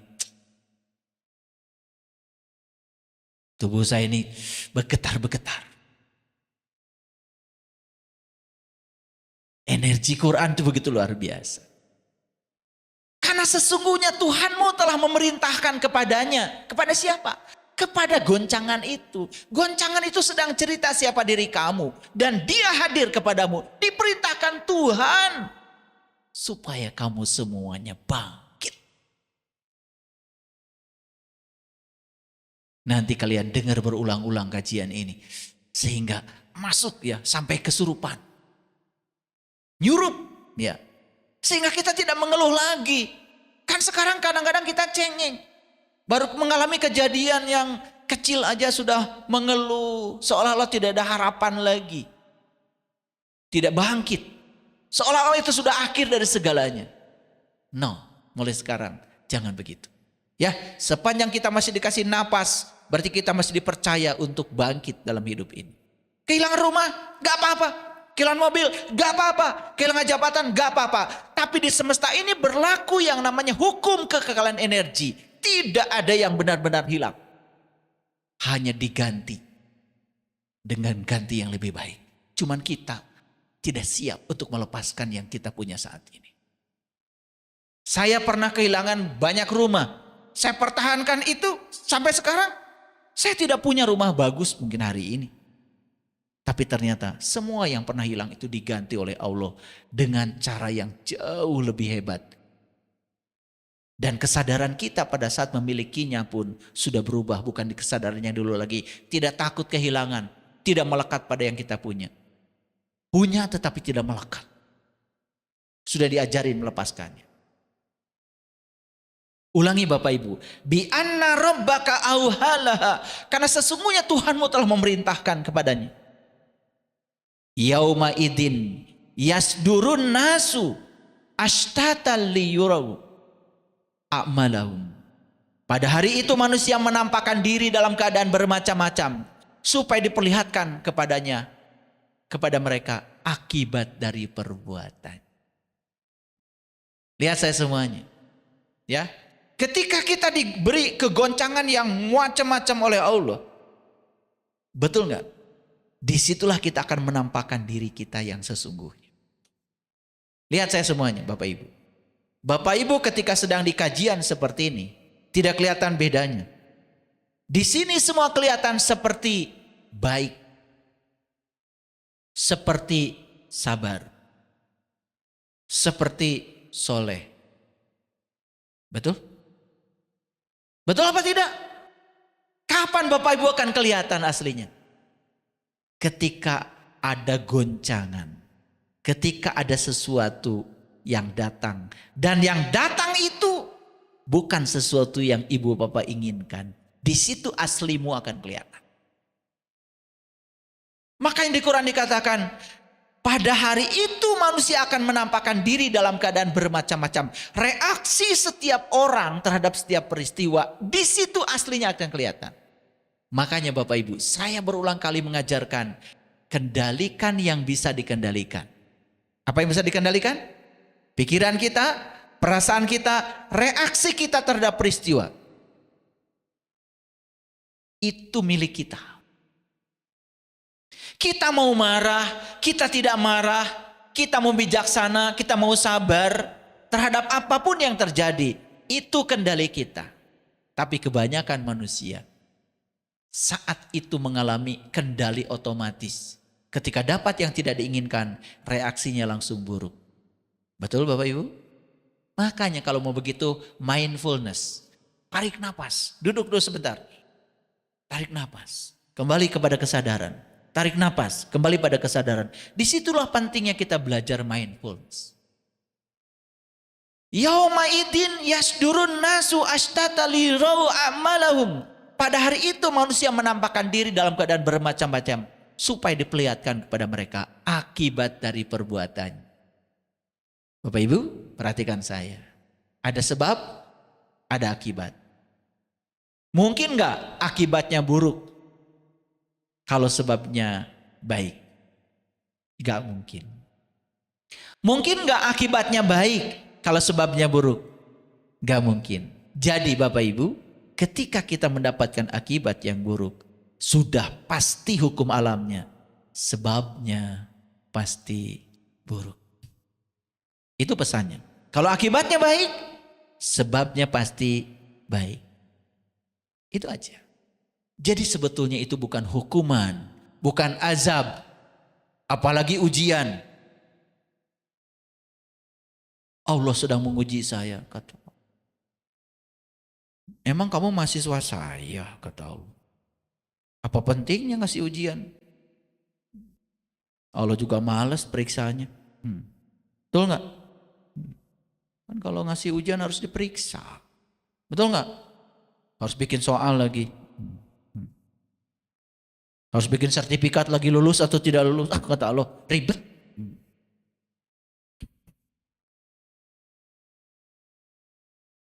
Paham ya? Kalian kan suka begitu. Wih, saya lagi diuji sama Allah. Kayak yang bener aja. Disinilah Bapak Ibu puncaknya. Perhatikan. Famay ya'mal biskola darotin khairai yaro. Wa may ya'mal miskola darotin syarai yaro. Barang siapa yang mengerjakan kebaikan seberat zarah pun, niscaya dia akan melihat akibatnya. Dan barang siapa yang mengerjakan kejahatan sebesar zarah pun, dia akan melihat pula akibatnya. Semua akibat yang terjadi dalam kehidupan kita dari sebab yang ditimbulkan oleh kita. Akibat baik dari sebab baik, akibat buruk dari sebab buruk. Cuman kita terbiasa cuci tangan. Lempar batu sembunyi tangan. Belajar untuk tidak bertanggung jawab. Seolah-olah semua yang terjadi itu dari Allah. Bingung Allah. Kan gitu. Sakit dari Allah. Bangkrut dari Allah. Gagal dari Allah. Memang enak ya. Enak ya. Yang paling gampang itu tempuhkeun kabeh ka Allah. Hati-hati. Kalau gagal dari Allah, berarti Allah sumber kegagalan. Kamu akan terus-menerus mengalami kegagalan terus-menerus. Kalau sakit dari Allah, berarti Allah sumber sakit. Kamu akan sakit terus-menerus. Allah bukanlah sumber kekuatan negatif. Tapi dia adalah sumber cinta, sumber kekuatan positif. Makanya kata Allah, semua yang baik dariku. Tapi semua yang tidak baik, itu berasal dari akibat ulah tanganmu sendiri. Ngerti sekarang Quran surat Al-Zalzalah? Ngerti? Bukan nanti goncang itu. Kalian sudah goncang berkali-kali. Cuma gak ngerti-ngerti. Karena seolah-olah kegoncangannya nanti. Segitu udah bengep-bengep gini. Saking sering kegoncang. Betul gak? Ya. Nah, pertanyaan selanjutnya dari saya. Bapak Ibu, ya, siap untuk digoncang oleh Allah? Siap. Siap menerima goncangan itu sebagai bagian dari kebijaksanaan dan cintanya Allah? Siap. Siap untuk melihat pesan di balik goncangan itu? Disitulah awal dari kebangkitan. Nah, ciri-ciri manusia yang sudah bangkit nih, perhatikan saya.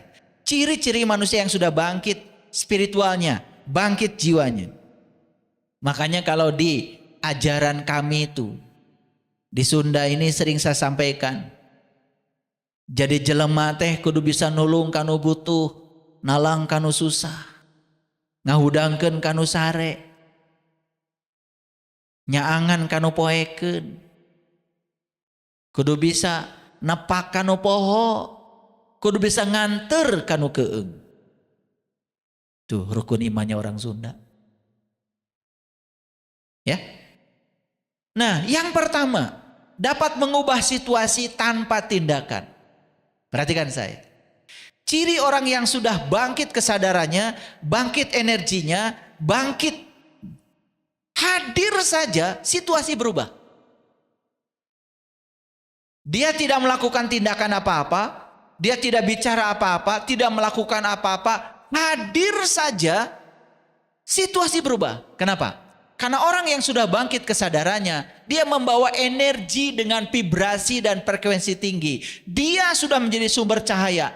Datang di kegelapan. Tanpa melakukan tindakan apa-apa. Kegelapan langsung hilang. Itu ciri yang pertama. Sudah begitu gak Bapak Ibu? Hadir saja. Rubah situasi. Ada pertengkaran di rumah, macam-macam. Hanya hadir saja. Semuanya jadi reda tanpa tindakan. Tetapi berbahayanya orang-orang yang frekuensi tinggi, yang kesadaran tinggi, yang cahayanya sudah intensitas tinggi, dia sangat ditakuti oleh orang-orang yang dalam kegelapan. Kenapa? Karena kalau orang yang sedang dalam kegelapan, kedatangan cahaya katingali palsuna. Paham? Makanya jangan heran Kalau orang yang masih gelap tuh kerjaannya itu menyerang. Sieun katingali palsu. Makanya orang-orang yang frekuensi tinggi, yang energinya sudah tinggi, sangat ditakuti oleh mereka yang di frekuensi rendah. Karena takut terganggu kenyamanannya. Takut terbongkar kepalsuannya. Jangan heran kalau orang yang frekuensi tinggi biasanya sering diasingkan, dibenci. Kenapa? Karena dia membawa cahaya.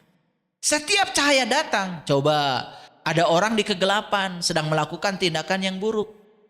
Di center, amak tuh?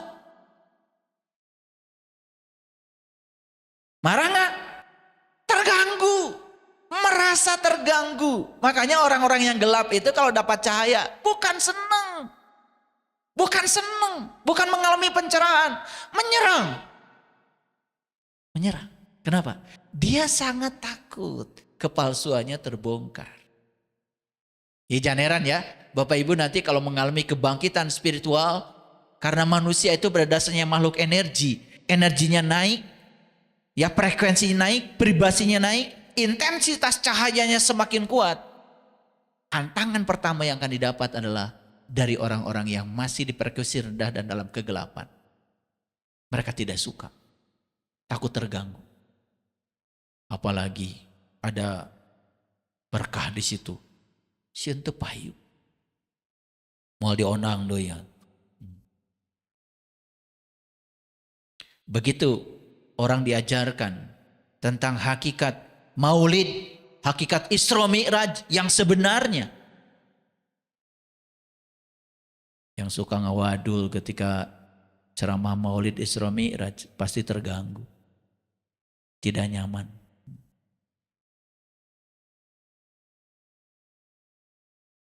Karena dongeng-dongeng yang semacam itu kan disenangi. Sebut saja dongeng itu palsu. Sebut aja dongeng itu gak benar. Pasti akan takut. Itu ciri yang pertama. Yang kedua, ciri orang yang sudah bangkit jiwanya memiliki aura yang sangat kuat. Ciri orang yang auranya kuat, semangat menjalani hidup walaupun orang gelap membencinya. Orang yang auranya sudah kuat, tidak perlu persetujuan dari siapapun. Dia sudah menjadi dirinya sendiri. Ciri yang kedua. Udah punya gak Bapak Ibu ciri yang kedua?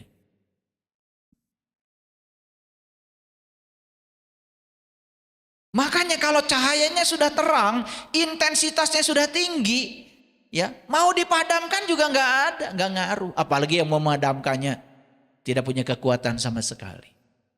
Yang ketiga, tidak perlu membuktikan apapun kepada orang lain.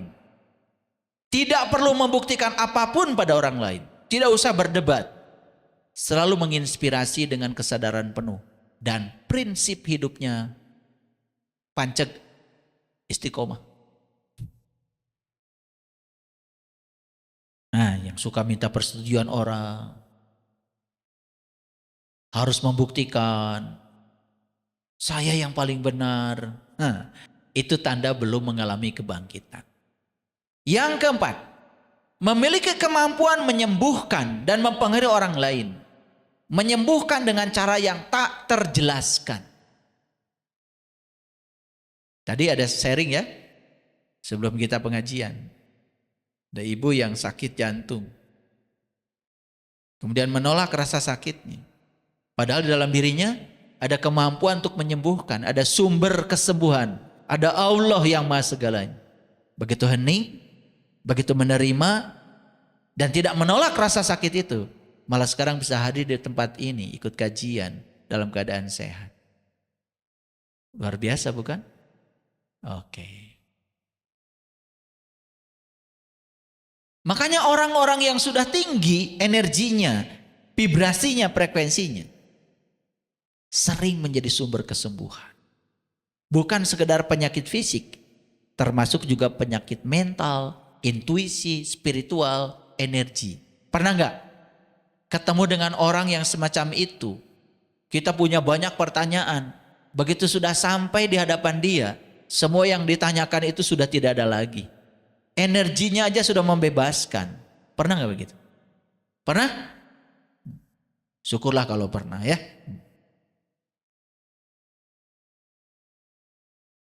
Selanjutnya memiliki ketajaman intuisi. Dia memiliki koneksi yang dalam dengan siapa? Dengan diri sejatinya. Makanya orang-orang yang terkoneksi dengan diri sejatinya, dia punya koneksi yang dalam.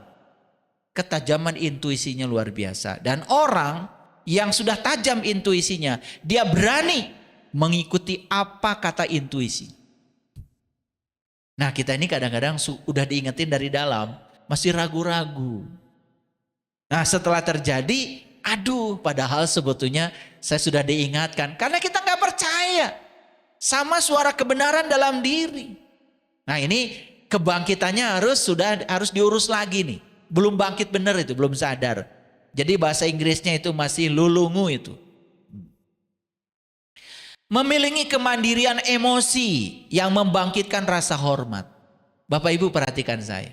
Pernah nggak ada orang dimaki-maki sama orang lain dia tenang aja? Pernah nggak melihat kejadian itu? Atau ada orang dibenci sama orang lain dia diam aja? Pernah nggak? Oke. Hormat nggak kita sama dia? Aduh, kalau saya digitukan, belum tentu seperti dia. Makanya orang yang punya kemandirian emosi, dia itu membangkitkan rasa hormat, rasa kagum. Nabi Muhammad dilemparin tuh oleh kafir Quraisy di Taif. Ketika dilemparin batu sampai berdarah-darah, sampai sendal jepitnya berdarah-darah. Nabi Muhammad malah doa, Allahumma hdi qaumi fa innahum la ya'lamun. Tuhan, tunjukin mereka. Beri hidayah pada mereka yang melempari aku ini. Mereka melakukan itu kepadaku karena mereka tidak tahu apa yang aku ajarkan. Pernah gak dilemparin doa? Kalian dilemparin batu doa. Dicaci maki sama orang lain doa. Pernah gak? Kalian gak ada modelnya. Gak percaya saya. Oh pasti. Kalau batunya segede kerikil, kalian ngambil batunya segede gunung. Betul nggak? Nih model wajah-wajah kayak gini begitu. Kalau dilempar batu malah melempar batu lebih gede lagi. Betul nggak? Coba saya tanya, kalau ada orang melempar obor, ada minyaknya ke rumah kita. Jujur ya, jujur tapi harus jujur ya.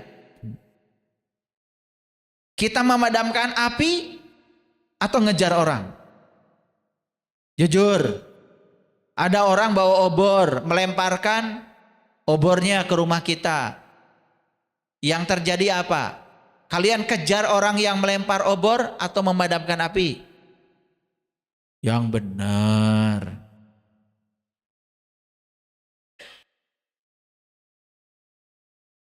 Ini kalau saya lihat ini ada nggak jujur ini. Kebanyakan sih ngejar yang melemparnya. Makanya begitu habis ngejar pulang ke rumah udah habis rumahnya. Itu adalah pilihan yang tidak cerdas. Ini orang yang belum bangkit kesadarannya. Kalau yang sudah bangkit, padamkan dulu apinya. Bahkan setelah padam, ya tidak perlu dikejar. Udah jauh, betul nggak? Mulai pintar kalian ya. Semoga ya dalam hidupnya begitu ya. Ya, iya. Coba kalau ada orang marah-marah kepada kita, madamin api atau balas marah. Ini diganti pertanyaannya. Madamin api atau balas marah? Tuh udah beda lagi pertanyaannya diganti, udah beda lagi. Harusnya padamin api sini, ya karena kalau api di sini terbakar ya kalian jadi neraka. Terbakar api neraka itu namanya. Oke, lanjut ya. Memiliki kemampuan menarik orang-orang sejenis ke dalam hidupnya. Perhatikan saya. Ketika Bapak Ibu belajar spiritual, belajar kesadaran, belajar frekuensi tinggi, belajar vibrasi tinggi, perhatikan saya semuanya. Kalau kita ditinggalkan oleh orang-orang lama yang sudah tidak sefrekuensi lagi dengan kita, itu hukum alam. Karena kita akan dihadirkan orang-orang baru yang sefrekuensi, yang sejenis, yang mendukung perjalanan spiritual kita. Jangan heran. Jangan heran. Itu ciri kebangkitan spiritual. Bukan putus silaturahmi. Bukan. Kita tidak butuh lagi orang-orang yang tidak mendukung perjalanan spiritual kita. Kita butuh mereka-mereka yang frekuensi. Agar itu menjadi kekuatan bagi kita. Makanya hati-hati ya. Dalam perjalanan spiritual itu datang dan pergi. Jangan heran. Jangan pengen ngumpul terus. Kemana si Anu? Kalau sudah hilang berarti udah beda frekuensi. Tong ditanya. Makanya di Quran dikatakan maafkan dan biarkan. Itu di Quran surat Al-Maidah ayat 12-13. Kalau orang belajar sama-sama dengan kita, kemudian ngilang, jangan ditanya. Kata Allah, maafkan dan biarkan. Udah gitu aja. Suruhannya dari Allah begitu. Kita mah yang riu mumpulung wae. Da batur ge arinit, urang ge ngilu init. Nah, itu yang salah. Itu tidak punya pendirian. Ya. Nah, memiliki kemampuan untuk menghadapi segala tantangan dengan ketenangan yang luar biasa. Ciri orang yang sudah bangkit spiritualnya, goncangan sebesar apapun, dia tenang. Tenang.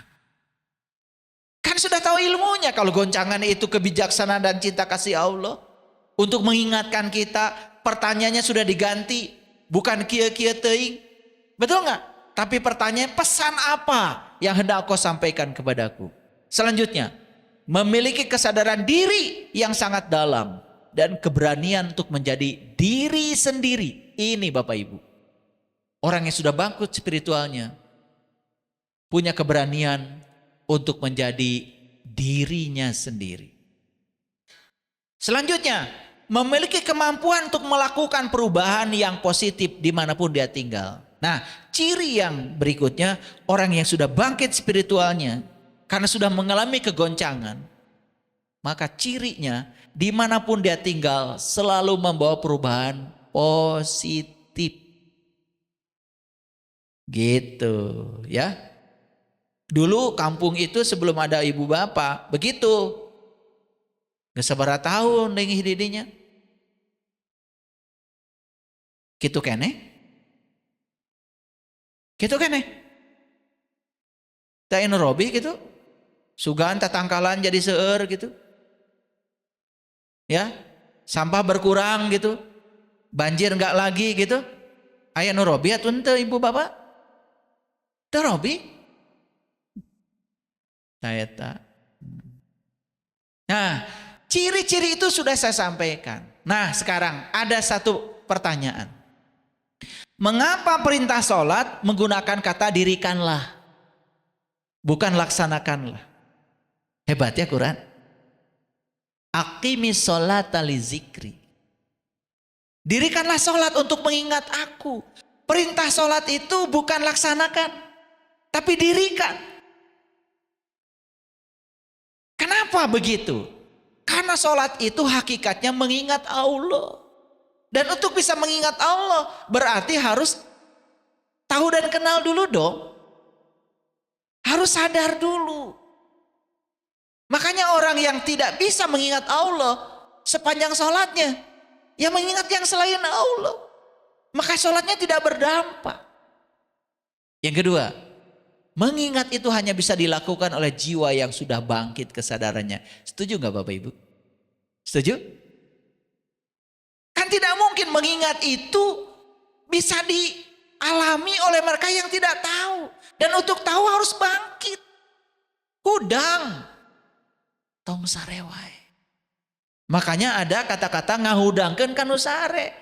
Yang tertidur lupa jati dirinya. Lupa pada Tuhannya. Lupa diri sejatinya. Makanya siapa yang kenal dirinya, dia kenal pada Tuhannya. Untuk bisa mengingat Tuhan, satu kuncinya, kenali dulu. Nabi Muhammad bilang, awaludin ma'rifatullahi ta'ala wa rasul. Awalnya beragama adalah mengenal Tuhan. Yang belum bangkit kesadarannya atau masih tertidur, itu bahasa Qur'annya mabuk. Orang yang masih mabuk kepada Allah tidak akan berhasil mengingat Allah. Banyakkah orang yang sholatnya mabuk? Banyakkah? Mabuk itu bukan berarti minum homer, bukan. Orang yang sedang minum homer boro-boro ingat sholat. Mabuk itu nggak ingat sama Allahnya, nggak ingat sama yang disembahnya. Kenapa? Masih tertidur, belum bangkit. Makanya kata-kata yang digunakan di Quran sangat keren, ilmiah, saintifik. Bukan laksanakan sholat, tapi dirikanlah sholat. Sok atau salah ladar. Kenapa kata-kata yang digunakan begitu? Makanya Nabi Muhammad, saya mau nanya, Isra Mi'raj dulu atau sholat dulu? Bangkit dulu, sholat dulu. Bangkit dulu saat Isra Mi'raj. Beliau diperjalankan oleh Allah untuk mengenali jati diri yang sejati. Mengenali Allahnya, mengenali Tuhannya. Setelah itu baru bisa mengingat kepada Allah. Keren gak itu? Keren. Tapi kita kok gak sadar-sadar. Makanya di Quran surat An-Nisa, surat keempat ayat 43. Ada kata-kata yang sangat indah. Perhatikan Bapak Ibu. Ya ayyuhallazina amanu la taqrabus shalah wa antum sukar. Hatta ta'lamu ma taquluna. Ya ayyuhallazina amanu la taqrabus shalah wa antum sukara hatta ta'lamu ma taquluna. Hai orang-orang yang beriman, janganlah kamu dekati sholat. Coba, la taqrabus shalah, dekati sholat aja nggak boleh. Wa antum sukaro, sedang kamu dalam keadaan mabuk. Tahu mabuk sekarang? Selama ini diterjemahkan mabuk itu adalah minum khamar. Nah, orang kayak gitu boro-boro ingat sholat. Ini mabuk, bukan mabuk yang itu. Dia sholat tapi tidak ingat yang disembahnya. Dia sholat tidak bisa mengingat Allah. Itulah yang di Quran disebut mabuk. Hingga kamu mengerti dan menyadari apa yang kamu ucapkan. Diterjemahkan lagi secara dangkal. Kalau sholat, ya kita harus tahu artinya. Dibaca Arabnya, dalam hati baca artinya. Malah jadi mengingat bacaan sholat. Kan sholat itu mengingat Allah. Asa bener, enggak ngarana ge asa, rarasaan. Cuma di sini baca Arabnya, di sini di hati baca terjemahannya. Orang begitu sote ari orang Arab mah berenang teu kudu make hate, dan geus biasa pakai bahasa Arab. Teu adil. Betul enggak? Kan sholat itu mengingat Allah, mengingat Allah, bukan mengingat bacaan sholat.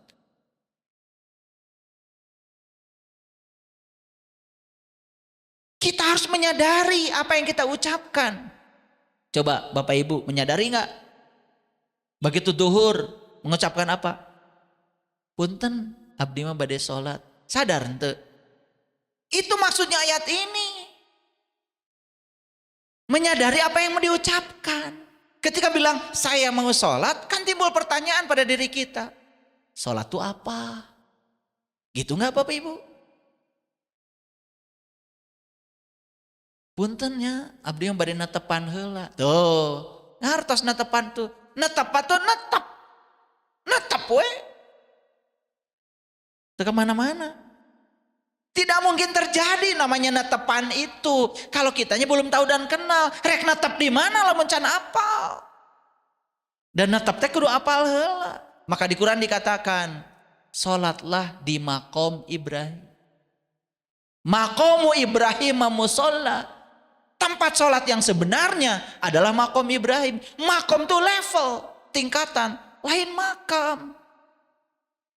Dor jangan kuburan Ibrahim. Kumaha ari marane. Makom Ibrahim musolah artinya sholat itu harus di makom Ibrahim. Di level Ibrahim. Siapa Ibrahim? Orang yang sudah berhasil bangkit jiwanya. Karena dia sudah bertemu bintang, bertemu bulan, bertemu matahari. Ketika beliau mengucapkan inni wajjahtu wajhiya lilladzi fataras samawati wal arhanifan wa ma ana minal musyrikin. Sudah terbebas dari syirik. Tidak menduakan Tuhan lagi karena sudah tahu dan kenal. Siapa Ibrahim? Yang sudah bangkit. Paham sampai sini? Jadi apa kata Quran? Hai orang-orang yang beriman, janganlah kamu dekati sholat sedang kamu dalam keadaan mabuk. Tahu mabuk sekarang? Mabuk itu gak sadar, gak inget yang harus dia ingat. Paham sampai sini? Oke. Kalau sudah paham lanjutkan. Makanya di Quran dikatakan wasta'inu bisobri wassalah wa innaha lakabiratun illa alal khasiin. Jadikanlah sabar dan sholat itu penolongmu. Dan sesungguhnya yang demikian itu sangat berat. Kecuali bagi orang-orang yang khusyuk. Lihat saya semuanya. Saya ingin jelaskan pada Bapak Ibu Bapak semuanya. Siapa orang yang khusyuk itu? Dijelaskan dalam Quran surat Al-Baqarah ayat 46. Allazina yadununa annahum mulaqu rabbihim wa annahum ilaihi rajiun. Orang yang khusyuk itu ternyata orang yang meyakini bahwa mereka akan bertemu Tuhannya dan bahwa mereka akan kembali kepadanya. Kapan kembalinya? Kapan kembalinya? Nanti kembali itu sekarang. Sekarang kembali kepada Allah. Kembali pada sifat-sifatnya. Karena bersama dengan Allah kita akan dianugerahi nikmat yang luar biasa. Jadi kembali kepada Allah itu sekarang. Tobat itu kapan? Sekarang. Bapak Ibu dulu kenal Allah? Kenal. Kan pernah ditanya sama Allah, alastu birabbikum? Aku ini Tuhanmu. Kalian menjawab saat itu. Qalu bala syahidna. Ya, aku menyaksikan. Tapi apa yang pernah dikenali itu sekarang dilupakan. Gak sadar. Mabuk. Makanya harus kembali lagi. Begitu kembali kepada Allah, jadi kembali lagi kepada diri sejati kita yang sebenarnya. Baru kita akan ingat lagi kepada Allah. Berdiri, duduk, berbaring. Tidak ada yang diingat kecuali Allah. Tuh, diberi gelar oleh Allah. Gelarnya ulul albab. Jadi siapa orang yang khusyuk itu? Ingat ya, ini Quran. Siapa orang yang khusyuk menurut Quran? Yaitu orang-orang yang meyakini bahwa mereka akan bertemu Tuhannya dan bahwa mereka akan kembali kepadanya. Kapan? Sekarang. Kembali.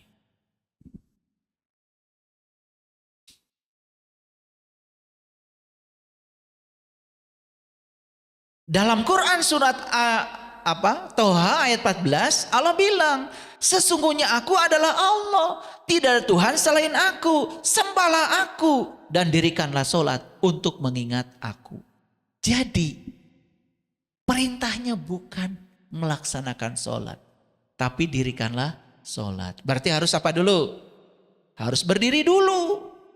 Berarti apa dulu? Harus bangkit dulu. Nah, makanya saya katakan kebangkitan adalah hak semua jiwa. Jiwa yang mana? Jiwa yang mana? Jiwa yang mana? Jiwa yang mau.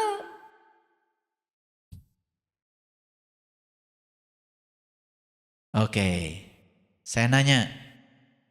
Gaji itu hak setiap pekerja. Pekerja yang mana? Pekerja yang mana? Yang mau apa? Mau bekerja. Tiba-tiba kamu gak kerja gak apa. Itu hak. Tar dulu. Ya, setiap PNS berhak mendapatkan gaji. Siapa yang berhak dapat gaji? Setiap PNS. Siapa PNS? Yang mau jadi PNS dan bekerja sebagai PNS. Dapat hak? Dapat. Yang selain PNS? Ngaku PNS? Ngaku doang bukan PNS. Dapat gak hak? Ya enggak. Makanya kebangkitan hak semua jiwa. Perhatikan kata-kata saya. Berarti semua jiwa punya hak untuk kebangkitan? Punya. Bisa. Akan difasilitasi oleh Allah. Percaya? Allah yang bilang, man kana yarju liqa Allah fa inna ajalallahu la'aj. Barang siapa yang berharap jumpa dengan Allah, waktu yang dijanjikan pasti datang. Masa Allah enggak janjinya bohong. Lihat Bapak Ibu semuanya. Lihat saya. Pernah enggak Bapak Ibu baca ayat ini? Surat Al-Ankabut 29. Surat ke-29 ayat 45. Ajlu ma uhiya ilaika minal kitab wa aqimis shalah. Bacalah apa yang telah diwahyukan kepadamu, yaitu kitab, baru dirikanlah sholat. Jadi dirikanlah sholat dulu, baca kitab dulu. Ulangi, dirikanlah sholat dulu, baca kitab dulu. Baca kitab. Apa baca kitab? Kan kita kalau dengar kata kitab langsung Quran. Di zaman Nabi belum ada Quran. Saat ayat ini turun pada Nabi Muhammad, sudah ada Quran belum? Belum. Tapi Nabi Muhammad sebelum sholat disuruh baca kitab dulu.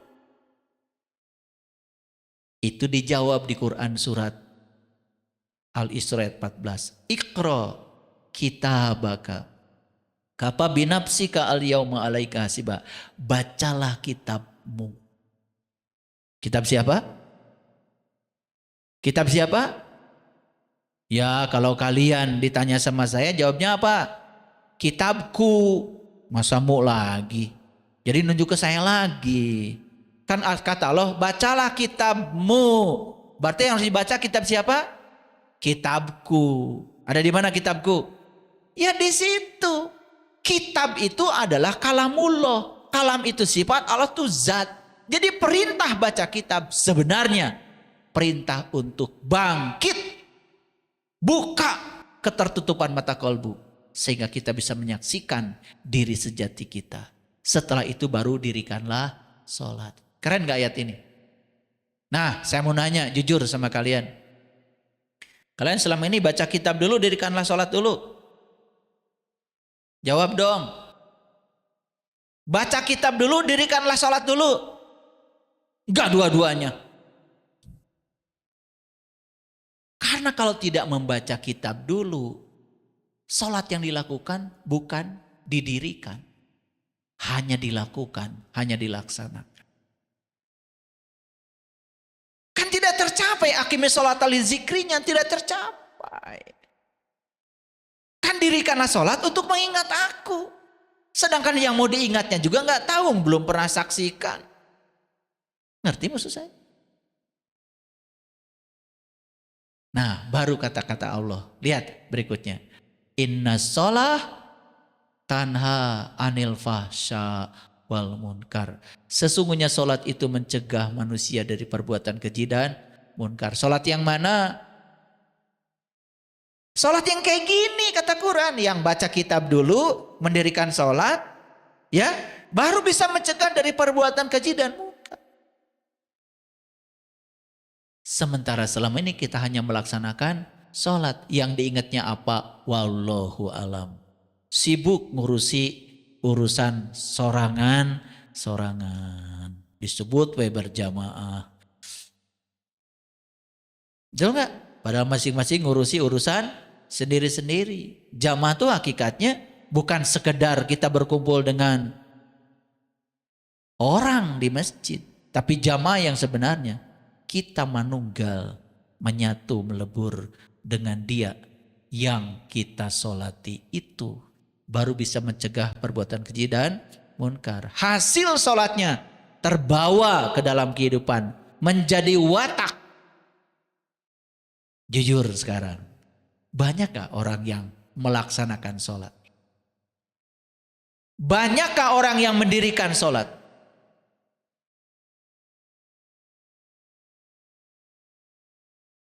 Gitu. Harusnya kalau sudah mendirikan sholat, tidak melakukan perbuatan keji dan munkar.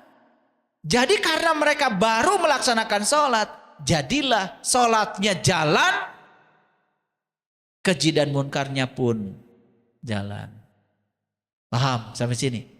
Masuk akal nggak? Oke, lanjut. Wala zikrullahi akbar. Dan sesungguhnya mengingat Allah itu yang paling besar. Jadi yang paling besar di semesta ini yang mengingat Allah. Kata siapa? Kata Allah. Wala zikrullahi akbar. Wallahu ya'lamu ma tasna'un. Dan Allah mengetahui apa yang kamu kerjakan. Ya sudah. Makanya di dalam Quran ada kata-kata begini. Coba perhatikan. Ini surat Al-Ma'arij. Sesungguhnya manusia diciptakan bersifat keluh kesah lagi kikir. Benar? Benar enggak? Apabila ia ditimpa kesusahan ia berkeluh kesah. Benar enggak? Dan apabila ia mendapatkan kebaikan ia amat kikir. Benar enggak? Illal musallin. Kecuali orang yang sholat. Ini surat Al-Ma'arij ayat 19 sampai 23.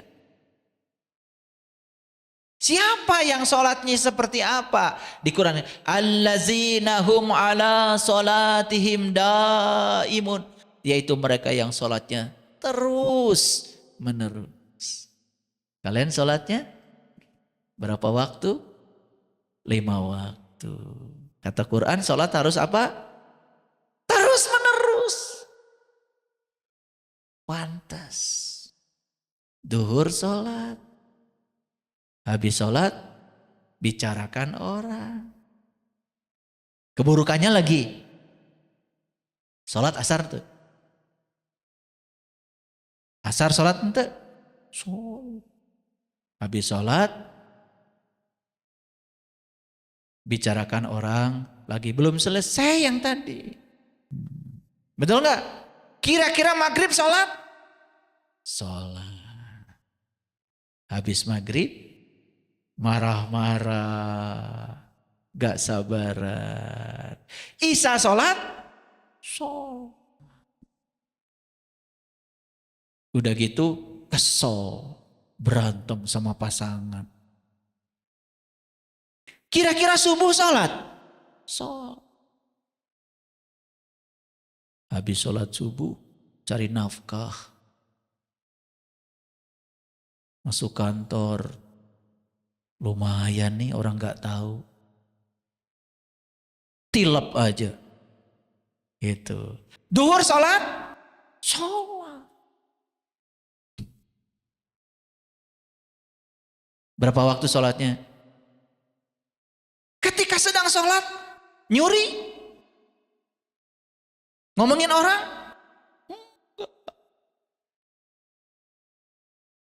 Kan habis sholat. Itu gara-gara sholat 5 waktu. Kata Quran, alladzina hum ala sholatihim daimun. Sholat itu terus menerus. Kalau sholat orang yang berkesadaran, habis duhur, sholatnya di bawah. Sampai ketemu sholat lagi asar. Di antara situ, dia cegah apapun perbuatan keji dan munkar. Gak ngomongin orang, gak menghujat orang, tidak mempermalukan orang. Gitu gak kalian sholatnya? Gitu apa tidak?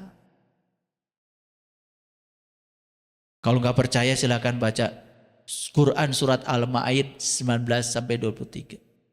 Jadi sholat 5 waktu buat apa? Sholat 5 waktu itu adalah momentum untuk memperkuat ingatan kita kepada Allah. Maka Nabi Muhammad mengajarkan sholat yang 5 waktu. Tetapi beliau setelah 5 waktu sholat, dibawa watak sholatnya. Sehingga antara duhur dan asar masih sholat. Asar sampai maghrib masih sholat. Maghrib sampai isya masih sholat. Isya sampai subuh masih sholat. Gitu gak sholatnya? Nah ini. Ini Quran Bapak Ibu yang saya sampaikan ini. Saya menyampaikan ini dengan cinta kasih. Saya membayangkan kalau semua orang yang sholat benar-benar mendirikan sholat. Gak ada lagi pelecehan seksual di pesantren. Gak ada lagi orang yang hujat menghujat. kita bisa bersatu. Kemampuan kita menerima perbedaan akan semakin meluas. Kita bisa berkasih sayang bersama semua orang tanpa batas. Tidak ada kaitannya dengan agama, ras, suku. Kita bisa menyayangi semuanya. Indah gak kalau itu tercapai? Makanya saya mewakafkan diri saya bicara seperti ini. Di forum seperti ini. Disaksikan oleh puluhan ribu sahabat kita yang menyaksikan kajian ini di rumah. Saya ingin menyampaikan kebenaran ini. Karena kebenaran ini sudah lama terkubur.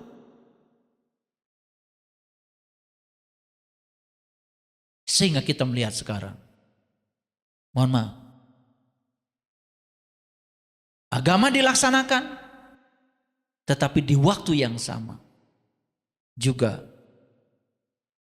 perbuatan-perbuatan keji dan munkar berbarengan. Makanya kita juga harus iri. Kenapa negara-negara yang sama sekali malah tidak berbicara soal agama, soal ketuhanan, hidupnya damai. Negara yang paling bahagia di dunia, rata-rata negara yang sama sekali setiap hari tidak membicarakan soal agama dan ketuhanan. Saya sudah pergi ke negara-negara itu. Saya sudah berada di sana, sudah menyaksikan itu semua. Yang terdekat aja, Jepang. Tidak bicara soal ketuhanan, tidak bicara soal agama. Negaranya bersih. Bahkan ketika timnya bermain di stadion, di negara orang lain. Bahkan yang main bukan timnya. Mereka bersihkan stadion itu dari semua kotoran dan sampah. Watak.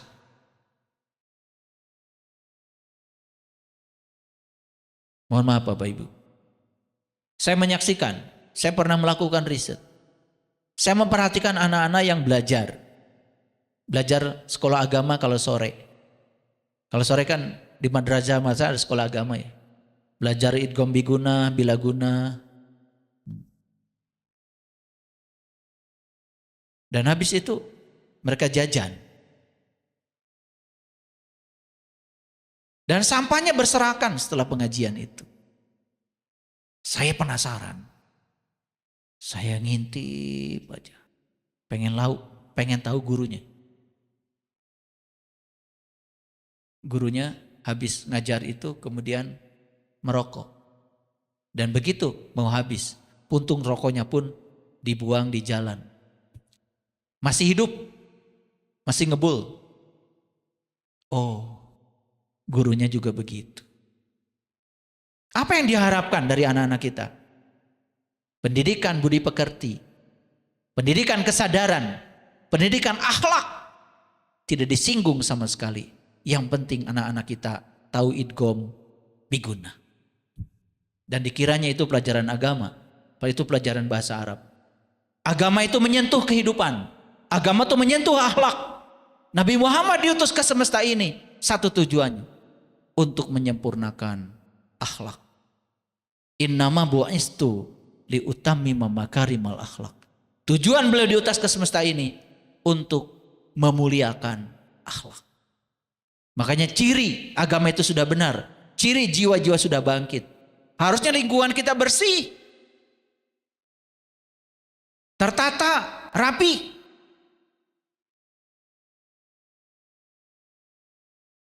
Selokan-selokan penuh dengan sampah. Hanya memindahkan saja sampah dari meja makan ke tempat sampah aja. Perlu pendidikan. Perlu pendidikan kesadaran. Bayangkan Bapak Ibu. Mau jadi apa bumi kita ini ke depan? Laut sekarang sudah banyak dengan sampah. Laut. Titipan untuk anak cucu kita. Luar biasa. Jadi setelah kajian ini Bapak Ibu mengerti. Oh ternyata kebangkitan adalah hak semua jiwa. Berarti saya punya hak untuk bangkit. Dan ternyata keadilan Allah luar biasa. Setiap jiwa punya hak untuk bangkit. Setiap jiwa punya hak untuk bahagia. Setiap jiwa punya hak untuk sampai kepada Allah. Karena pada akhirnya setiap jiwa akan kembali kepada Allah. Memenuhi ayat inna lillahi wa inna ilaihi raji'un. Jangan merasa lagi diri kita seolah-olah tidak berhak, tidak pantas. Karena Quran menjamin barang siapa yang berharap jumpa dengan Allah, waktu yang dijanjikan pasti datang. Untuk siapa saja yang berharap. Makanya jangan heran kalau di Quran surat An-Nisa ayat 142 Allah mengatakan, innal munafiqina yukhadi'una Allah wa huwa khadi'uhum wa idza qamu ila shalah qamu kusala yura'unan nas wa la yazkurunallaha illa qalila.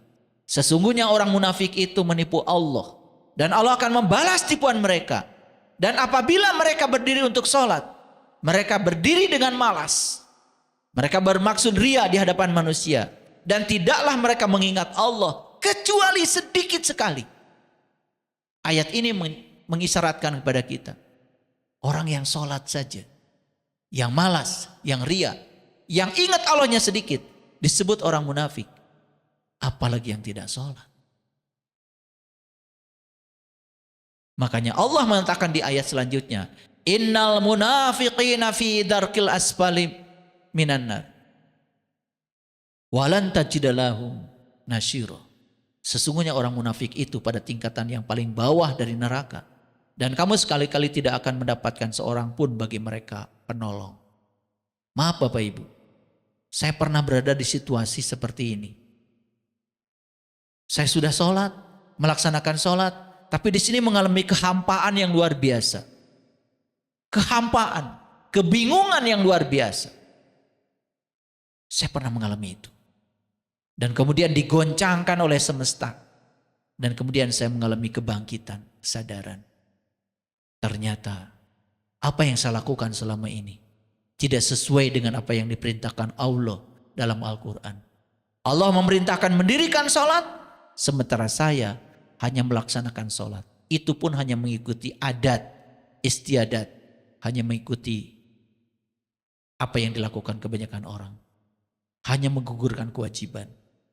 Saya pernah berada di situasi seperti itu. Makanya tidak ada efek apa-apa. Tidak ada dampak apa-apa. Itulah setelah rajin sholat malah tetap aja mengalami kehampaan. Banyak mengalami penderitaan. Itulah yang disebut dengan neraka. Seperti yang diceritakan di ayat ini. Oleh karena itu, Bapak Ibu, para sahabatku yang budiman, hari ini saya memberikan satu kajian. Dan saya berharap kajian ini bisa menjadi awal kebangkitan kita semua. Sudah berkali-kali digoncangkan oleh Allah, tetapi pesan dari kegoncangan itu belum sampai kepada kita. Dan saya berharap setelah ini paham kenapa Allah goncangkan saya. Kenapa Allah berikan kegoncangan dalam ekonomi saya, tubuh fisik saya, keluarga saya, pekerjaan saya, bisnis saya. Ya Allah, ternyata semua ini adalah cinta kasih-Mu, kebijaksanaan-Mu untuk membuat saya bangkit dan sadar. Supaya saya hidup dalam kesadaran. Terima kasih. Assalamualaikum warahmatullahi wabarakatuh.